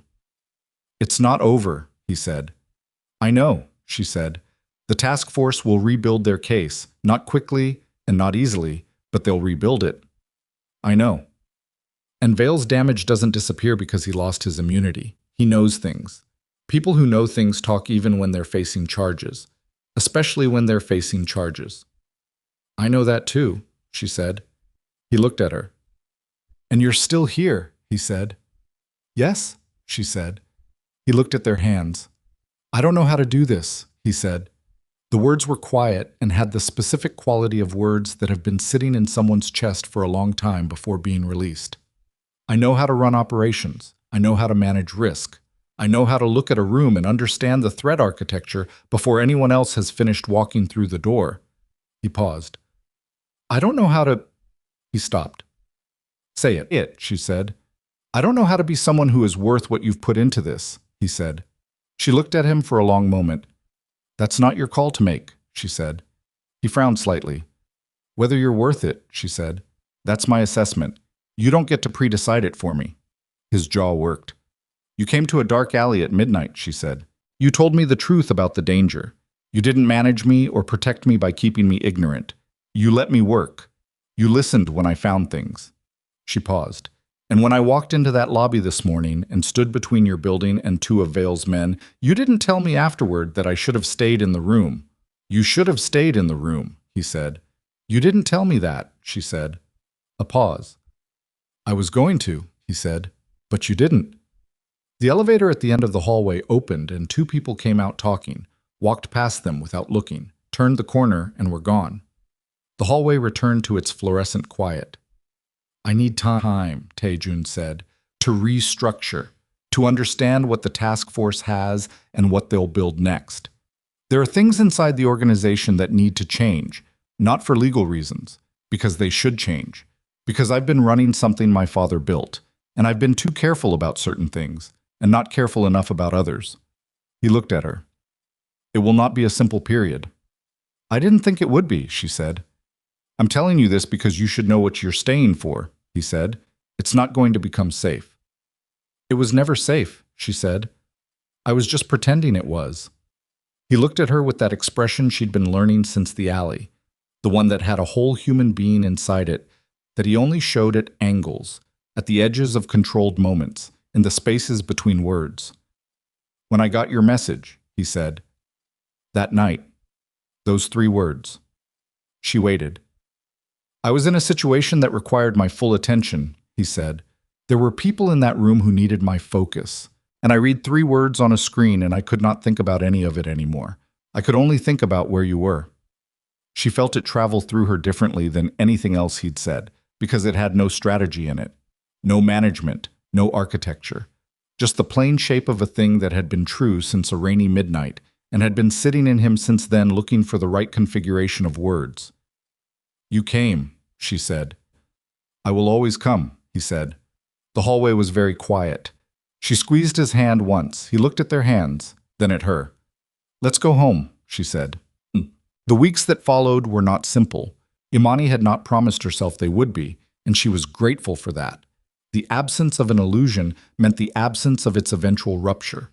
She had walked into this with her eyes open, and she kept them open. The task force did not disappear. Tae-jun was right about that. They lost their primary source, they lost their cooperating witness, and they spent 6 weeks reassessing their case structure. And at the end of those 6 weeks, they began building again from a different angle with whatever secondary material they still possessed. Tae-jun knew this. He had legal counsel. He had Eleanor Chun watching the procedural developments with the focused attention of a hawk that has identified movement in tall grass. And he had the internal restructuring he'd described in the federal building hallway. A genuine one, methodical and slow, not the cosmetic kind that large organizations perform when they want to appear to be changing without actually changing anything. Imani watched this from close range. Some of it she understood clearly and approved of. Some of it she understood clearly and reserved judgment on. Some of it she chose not to examine in detail because she had made a decision about the person rather than the full contents of his life. And she was honest with herself about that choice in a way that kept it from feeling like willful blindness. She was not naive. She knew what he was. She had known since month 1. What she had not known, until now, was what she was. The fraud case against Derek Vale settled in civil court 11 weeks after the federal hearing. He paid a restitution figure that represented roughly 40% of the total inflated margins, which was not the full amount and was not justice in the clean sense of the word, but was the amount at which his attorneys determined further litigation risk outweighed the settlement cost. He left Seattle. She didn't know where he went, and she didn't ask because it wasn't the part that mattered to her anymore. Warren Vale's federal charges moved through the preliminary phases with the geological slowness of institutional law. His departmental career ended the same week Eleanor filed the initial motions. A medical resignation, which was what Tae-jun had originally demanded in the warehouse, except that it came now not as a negotiated exit, but as the removal of a man who had been stripped of every protection he'd built over 30 years of careful positioning. He was not in custody during the preliminary phase. He was in a house somewhere on the east side with a legal team that was billing him $400 an hour to tell him what was already clear. Imani thought about him sometimes. Not with sympathy. She didn't have sympathy for a man who had sent his nephew to assess and intimidate a person whose only crime was doing her job well. But she thought about the particular architecture of what he'd built, the patience of it. 4 years of careful positioning, shell companies, a nephew as a front, an old arrangement as leverage.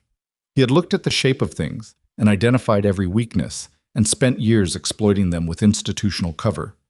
And he had still lost, in the end, to a 26-year-old woman with a scanner and a 50-year-old set of documents and the specific stubbornness of someone who had decided she was not going to be invisible anymore. She thought about that sometimes too. The not being invisible anymore. It had happened gradually, in the way real changes happen. Not a single dramatic moment of transformation, but an accumulation of small decisions, each one slightly different from the one she would have made 3 months ago. She spoke in executive meetings without waiting for someone else to open the space. She pushed back on Tae-jun's temper when it was threatening his own interests, which happened twice in the first month. And both times he listened, which surprised her slightly less each time. She stopped wearing the dark blouses chosen specifically to avoid attention and started wearing the colors she actually liked, which included a deep burgundy that Park had noticed on her first day wearing it by saying, with his characteristic economy, "good color," and then returning to driving. She was still clumsy. She knocked a full cup of tea off Tae-jun's credenza in week 3 of the restructuring period and said, "sorry," before she'd finished reaching for the paper towels, and then caught herself, and stood there holding the paper towels. And he looked at her from across the office with an expression that was not quite a smile but occupied the zip code. "You apologized," he said. "Reflex," she said. "You're working on it." "I'm working on it," she confirmed, and cleaned up the tea. Min-jae's relationship with her changed in a way that was not discussed and did not need to be. It was visible in operational terms. The way he brought things to her directly, rather than routing through Tae-jun. The way he asked her to cross-reference documents that had nothing to do with her official responsibilities and everything to do with the work she'd done in the 2 weeks that had changed everything. He never said anything about the lobby. He didn't need to.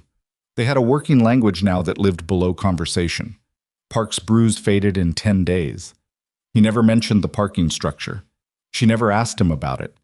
But one morning, about 3 weeks after the federal hearing, he was walking her to the building entrance and she said, without fully planning to, "Thank you for what you do. I know it's your job. I know that's not the same as—" She stopped because she didn't know how to finish it. Park looked at her. "It's the same," he said. She nodded. They went in. Hotet.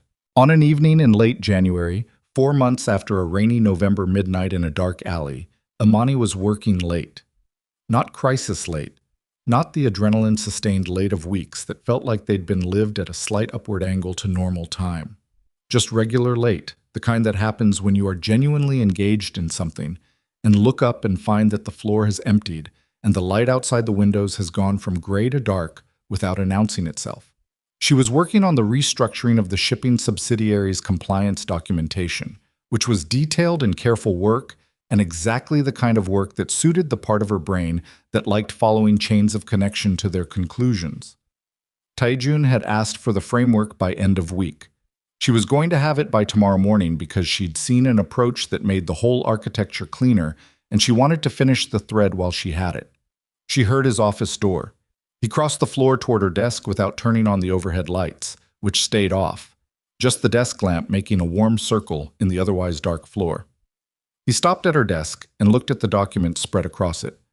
"Compliance framework," she said without looking up. "I found a better structure. It'll take another hour." "The building is empty," he said. "I know. You should go home." "I will." She made a note in the margin of the document in front of her. "In an hour." He was quiet for a moment. "I'll wait," he said. She looked up then. I was in his end-of-day configuration, jacket off, sleeves rolled twice, the day's particular weight visible in the set of his shoulders, in a way that she'd learned to read the way you learn to read anything you look at closely for long enough. He'd had 3 meetings she knew had been difficult, and 1 phone call with Eleanor that had lasted 40 minutes, and had left him at his window for 10 minutes afterward. He pulled the chair from the adjacent desk, Min-jae's, which Min-jae had vacated 2 hours ago, and sat in it. Not at the desk, just beside her workspace, present, waiting in the specific way of someone who has become comfortable with the other person's rhythm and no longer needs to fill the space between them. She returned to the document. They stayed like that for 50 minutes. She worked. He stayed. The building made its nighttime sounds, the ventilation system, the distant percussion of rain on the windows, the occasional distant sound of the parking level elevator. At 9:40, she set her pen down and stretched her hands and looked at the document and decided it was done. She looked at him. He was watching her. He'd been watching her for probably the last several minutes, in the relaxed way of someone who isn't performing attention, but simply has it. "Done?" he said. "Done," she said. She began straightening the documents. He waited. She put the papers in order and stood and got her coat from the hook behind her desk and put it on. And he stood when she stood, and they walked together toward the elevator in the dark, empty floor. "You worked 16 hours today," he said. 15 and a half, she said. "I took a real lunch." "You ate at your desk." "With the door to the hallway open, it counts." He pressed the elevator button. They waited in the 30 seconds of elevator arrival time, which is the kind of small gap that reveals things. How comfortable two people are in the ordinary intervals of proximity. They were comfortable. She hadn't noticed exactly when that had happened. Somewhere between the alley and the archive boxes and the Federal Building hallway and the lobby and the 50 minutes of sitting beside each other while she worked and he waited. It hadn't announced itself. It had simply become true. The elevator opened. They got in. He pressed the lobby button. The elevator descended. "I want to ask you something," Imani said. He looked at her. "The night in the alley," she said. "When you got my message, you said you didn't calculate. You just moved." "Yes," he said. "Had that happened before? Someone sending you something and you—" She searched for the right word. "Responding that way, without running the numbers first." He was quiet for a moment. "No," he said. "Why me?" she said. Not insecurely, curiously. The genuine question of a person who has spent enough time now inside the honest version of something to be able to ask the honest questions about it. He looked at his elevator doors while he thought about it. "You never asked me for anything," he said finally. "In 6 months. You asked for what you needed to do your job. You never positioned yourself. You never worked an angle." He paused. "Everyone in my world works an angle. It's how the world works, even the people I trust. Min-jae works angles. Eleanor works angles. I work angles. It's not a criticism. It's how people survive in proximity to power." "But I was just bad at it," she said. "You weren't doing it at all," he said. "You weren't even bad at it. You were just present, doing your work, apologizing for taking up space." Something moved in his voice. "And I was aware of you constantly, from month one, in a way I couldn't tactically justify, and I did not examine that awareness because examining it would have required acknowledging it." "And you didn't want to acknowledge it," she said. "It was not convenient," he said. She almost smiled. "No." The elevator reached the lobby. The doors opened. They walked through the empty lobby. Claudette was gone for the night. The security desk had its overnight staff, a man named Torres, who was reading something on his phone and stood slightly when he saw Tae-jun and then returned to his reading. The glass doors reflected them back at themselves as they walked through. The night air was cold. Seattle cold, the damp kind that comes through fabric. She pulled her coat tighter. He had the car keys. He'd driven himself today, which he did occasionally, sending Park home early on the days when the schedule was unpredictable in ways that would have kept Park waiting too long. They walked to the structure. Inside, their footsteps echoed on the concrete in the way of all parking structures at night. Flat, slightly hollow, the sound bouncing off surfaces in ways that make space feel larger than it is. She thought briefly, and without the same shock she would have felt 4 months ago, about the other parking structure. The ambush, Park's bruised jaw, the 2 men in the lobby, all of it now existing in the category of things that had happened and been survived and been incorporated into the person she was currently standing in. He unlocked the car. She got in. He drove. Seattle at 9:40 on a January evening was the city in its working configuration, not the tourist version, not the festival version, just the actual city going about the business of being itself in the rain. The streets were wet, and the lights made long reflections in the puddles, and the traffic was moderate and unhurried. He drove the way he did everything, without announcing it, without making it a performance, just doing it with the quiet competence of someone who has long ago stopped thinking about competence and simply has it. "I've been thinking about the director title," he said. She looked at him. "Director of Strategic Operations," he said. "It's been discussed. Min-jae has been doing the work of a department head for 3 years without the title. The restructuring creates the formal structure for it." He glanced at her. "Your role needs to change. What you've been doing for the past 4 months is not executive secretary work." "What title are you suggesting?" she said. "What title do you want?" She thought about it. "Head of Internal Compliance and Strategic Intelligence," she said, "which is what I've been doing, and which reflects what the compliance framework I finished tonight is actually for." He was quiet for a moment. "That's a title that will make certain people in the organization uncomfortable," he said.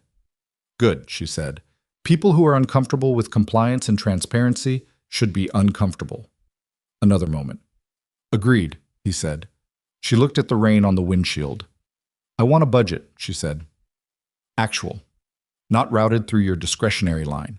A department budget with reporting that comes directly to the board subcommittee. Which means your work is visible to external board members, he said. Which means it has integrity, she said. Which means it holds up if anyone ever looks at it. Which means it protects you and the legitimate side of the company and everyone who works here in good faith. He drove in silence for a block. I'll have the structure drafted by the end of the week, he said. She nodded. They drove the rest of the way to her building in the comfortable quiet that had become their particular language for things that didn't need to be said, because they'd already been said in the accumulation of everything that had come before. He parked outside her building, not at the curb, actually parked, which meant he intended to walk her in, which he had begun doing sometime in the last month without it being decided or discussed, the same way most of the honest things between them had happened. They got out. The rain was light, the persistent Seattle mist that is not quite rain and not quite air, but something in between. She felt it on her hair, on her face. She'd stopped carrying an umbrella except on days when the forecast promised something heavier. She'd also, at some point she couldn't precisely identify, stopped caring about the rain in the way she'd always cared about it before. The automatic search for shelter, the anxiety of getting wet, the reflexive contraction that weather used to produce in her. It was just rain. It had always been just rain. They walked to the building entrance. He held the door. She went in. They stood in the small entrance lobby, not the secure interior corridor, just the small vestibule between the outer door and the inner, with the mailboxes on one side and the intercom panel on the other, and the dim overhead light that had been flickering for 2 months, and the building management had been meaning to replace. She turned. He was closer than she'd registered. "There's something I haven't told you," he said. She waited. "The night you found the breach provision, when I went back to my window after you said you'd need Minjae for encryption." He looked at her with the direct steadiness that was his baseline, except that there was something beneath it that had been there since the alley, and had only become more visible to her as she'd learned to look for it. "I stood at that window for a long time." "I know," she said. "I could see you from the conference room." "I was thinking about the fact that you had found the thing that might actually change the outcome," he said. "And I was thinking that I had spent 6 months being very careful about the distance between your desk and my office, and that all of it had collapsed in a week because you had sent 3 words to a wrong number and I had moved without thinking, which is something I do not do." She watched his face. "And I understood," he said, "that the distance had never been real, that I had constructed it and maintained it, and called it professional appropriate behavior and told myself it was the right thing, and the real reason was that I was—" He stopped. "Scared," she said. He looked at her. "Of losing control of it," she said, "of something you couldn't position or manage." "Yes," he said. She'd known this. She'd known it from the way he'd handled every piece of it. The car service, the phone, the security detail, the archive run at midnight, all of it. The actions of a man who expresses care through competent logistical intervention, because that is the language his particular formation has given him for the thing underneath. She reached up and put her hand against his jaw. He went very still. Not the controlled stillness of the office, the tactical stillness of someone managing a situation. The stillness of someone who has been touched in a way they didn't know they were waiting for. "You're still scared," she said. "Yes," he said, very quietly. "So am I," she said. He turned his face slightly into her hand, not reaching for it, just the small increment of a man who has decided to let something be real. "It doesn't get simpler from here," he said. "I know. There will be more difficult periods. The task force will not stop. The organization has—" He paused. "It has a history that I am responsible for, and that I am working to understand more completely than I have previously allowed myself to." "I know," she said. "And you are going to challenge me on things," he said. "On decisions I've already made and on ones I'm about to make." "Yes," she said. "And I'm going to be resistant," he said. "You're going to be impossible," she said. Something crossed his face. "Yes," he said. "And I'm going to tell you when you're wrong," she said. "And sometimes you're going to listen, and sometimes you're not. And when you're not, I'm going to be very direct about it." "I've noticed," he said. "And I'm still here," she said. He looked at her for a long moment, with all of it visible. The things she'd seen in pieces across 4 months assembled now into a complete picture, the whole human being rather than the controlled surface of him, which was not less formidable and not less complex, but was real in a way that the surface version never entirely was. "Come upstairs," she said. He did. 3 months later, Min-jae circulated a memo to the executive floor regarding a department restructuring. It was dry, well-formatted, and contained no language that would have been remarkable in any comparable organization. It announced the creation of an internal compliance and strategic intelligence function reporting to the board subcommittee, with its own budget line, led by a director who had been promoted from a position the memo described simply as executive operations. Nobody on the floor made a visible reaction to this. The invisible reactions were various, and Imani was aware of most of them and cared about fewer of them than she would have 4 months ago. She had a workspace now that was her own, not Tae-jun's anteroom, not a satellite of his office, but a corner space with its own door and a window that looked sideways at the water rather than directly at it, which was a different kind of view and one she was finding she preferred. The compliance framework she'd finished in January was in its third implementation phase. 2 of the shell company structures that had been grandfathered into the organization from Kang Sung-won's era had been formally dissolved with clean paperwork. There were 3 more in process. Tae-jun had signed off on all of them without being asked twice, which she noted and did not make a production of. Min-jae had come to her office one morning about 6 weeks into the new arrangement and sat in the chair across from her desk, the same configuration as the day he'd first brought her the manila folder, and said, without preamble, "2 of the port terminal managers have been running a side arrangement with a freight forwarding company that Tae-jun doesn't know about. I found it 3 weeks ago." She looked at him. "Why are you telling me?" she said. "Because you're the director of internal compliance," he said, "and because Tae-jun will be angry, and I would rather he be angry in a room where someone else is present." She appreciated the honesty. "Pull the documentation," she said. "I'll set the meeting." The meeting was in fact difficult. Tae-jun was angry in the way of someone who has been trusting people for years and has discovered that trust was exploited, which is a particular kind of anger that has betrayal in it and is harder to manage than the operational kind. She sat through it and did not smooth it over or manage it down. She waited for the peak of it to pass, and then she asked the 3 questions that needed to be asked about remediation and documentation and what the terminal manager's roles would be going forward, and by the end of the hour they had a plan. Afterward, in the corridor, Tae-jun stopped. "You didn't say anything during most of that," he said. "You needed to be angry," she said. "It was legitimate. I waited until it had run its course." He looked at her. "And the questions at the end," he said. "Were the questions we needed answered," she said. He was quiet for a moment. "Min-jae could have done that," he said. "Min-jae brought it to me," she said. "For a reason." He considered this. "He thought you'd handle it better," he said. "He thought," she said, "that you'd hear it differently from me." Another silence. "Does that bother you?" she said. "That the dynamic has changed?" He looked at her. "No," he said. She nodded. She went back to her office. Warren Vale pled guilty to federal charges in late March. 2 of his departmental associates were indicted alongside him. The cooperation agreement he had tried to build, the careful architecture of immunity for information that he had constructed over 30 years of institutional positioning, had collapsed entirely under the weight of its own procedural fraud. He received a sentence that his attorneys had negotiated down from what the initial charge structure would have produced, which was how these things generally worked, and which Imani had made her peace with because the alternative, waiting for the justice that arrives in the exact shape you'd prefer it, was a thing she'd decided she couldn't afford to do. Derek Vale never came back to Seattle. She didn't know what city he'd gone to and didn't ask. Park's bruise healed. He drove her home every evening with the same economical professionalism as always, except that occasionally now they had 2-sentence conversations, which was, for Park, practically a soliloquy.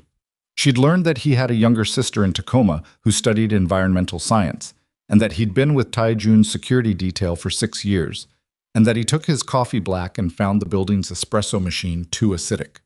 These were small facts, and she held them carefully in the way you hold small facts about people who have stood between you and harm. Eleanor Chun sent a bill that made Imani's eyes widen slightly when she processed it through the new department budget. She also sent, 3 weeks later, a handwritten note on heavy cream card stock that said only, "The breach provision argument was the correct one. Well done." It was the closest thing to warmth Imani had observed Eleanor produce, and she put the card in the middle drawer of her desk, where she kept the things that mattered. On an evening in April, a Thursday, the spring finally arriving in Seattle in its tentative way. More light in the sky, less insistence in the rain, the waterfront beginning to look like a place people chose rather than endured. Imani was putting on her coat to leave when Tae-jun appeared in her office doorway. He was in his own coat, car keys in hand. "Do you want a driver?" he said. She looked at him. He looked back with the expression she knew completely now. The full version of it, the one that had taken her 4 months to learn to read, and that she could now see at any distance and in any light, which was the expression of a man who was asking a question he already knew the shape of the answer to, and was asking it anyway because asking it was the thing. "Are you ordering me, Mr. Kang?" she said. The corner of his mouth moved. "I'm asking Imani," he said. She picked up her bag. She walked to where he was standing in the doorway, and she looked at him for a moment in the April evening light coming sideways through the windows, which was warmer than the February light and the November light before it. And she thought about a dark alley and 3 words typed with a cold, trembling thumb, and the specific arithmetic of how far those 3 words had carried her. She slipped her hand into his. "Then drive me yourself," she said. They walked to the elevator together. The floor was empty and quiet in the way of a building that has done its day's work and is resting now, just the ventilation hum and the distant sound of the city below. The elevator came. They got in. She watched the floor numbers descend. She thought about the girl who used to press herself against walls at parties and apologize for the space she occupied and make herself smaller and smaller until she was almost not there at all. That girl was still inside her. She wasn't gone. She showed up sometimes in the reflex of an unnecessary apology, in the old instinct to minimize before minimizing was required, in the occasional moment when she caught herself calculating how much space she was allowed to take. But she was quieter now, and sitting down. And when she started to rise, Imani could feel it earlier and name it and set it aside. Not with violence, not with the forced performance of a person who has decided to be a different kind of person than they are. Just with the patient authority of someone who has learned that the space she was taking up was hers to take. The lobby came. The glass doors opened to the April evening. He drove. The city moved past them in its usual way, indifferent and alive. The water at the end of every westward street catching the last of the light. She was not, she understood, the same woman who had pressed her back against a brick wall in November and been terrified of the darkness and the man closing in on her and the dead phone in her cold hand. She was not the woman who had hidden behind dark blouses and small voices and the studied art of not being noticed. She was not the woman who had apologized for occupying her own seat at a table she was fully qualified to sit at. She was 26 years old, and she was the director of internal compliance and strategic intelligence of a company with a complicated history and a future that was genuinely uncertain, and she had a window that looked sideways at the water, and a budget that reported directly to the board subcommittee, and a card from Eleanor Chun in her middle drawer, and a man beside her who had crossed 4 miles of Seattle at midnight without stopping to calculate whether it was wise, and who was impossible on his best days and present in a way that had no performance in it. She looked at the water as they crossed the bridge. She looked at his hands on the wheel. She looked at the lit city ahead, and the dark water behind, and the particular shade of sky that Seattle makes in April when the light is almost gone, but not yet. The specific color of almost there, which was not a comfortable color or a resolved color, but was the color of things in genuine motion. She thought, this is enough. Not in the way of someone settling, not in the way of someone who has given up on more, in the way of someone who has arrived somewhere real, who is standing on actual ground for the first time in a long time and can feel the weight of herself in her own feet and knows, with the bone-certain knowledge of earned experience, that this, exactly this, is what she came for. She looked at him. He glanced at her, brief, then back at the road. "What?" he said. "Nothing," she said. He drove. The city held them both in its gray and glittering ordinary night, the rain beginning again in its gentle, relentless way, and neither of them said anything else, and neither of them needed to.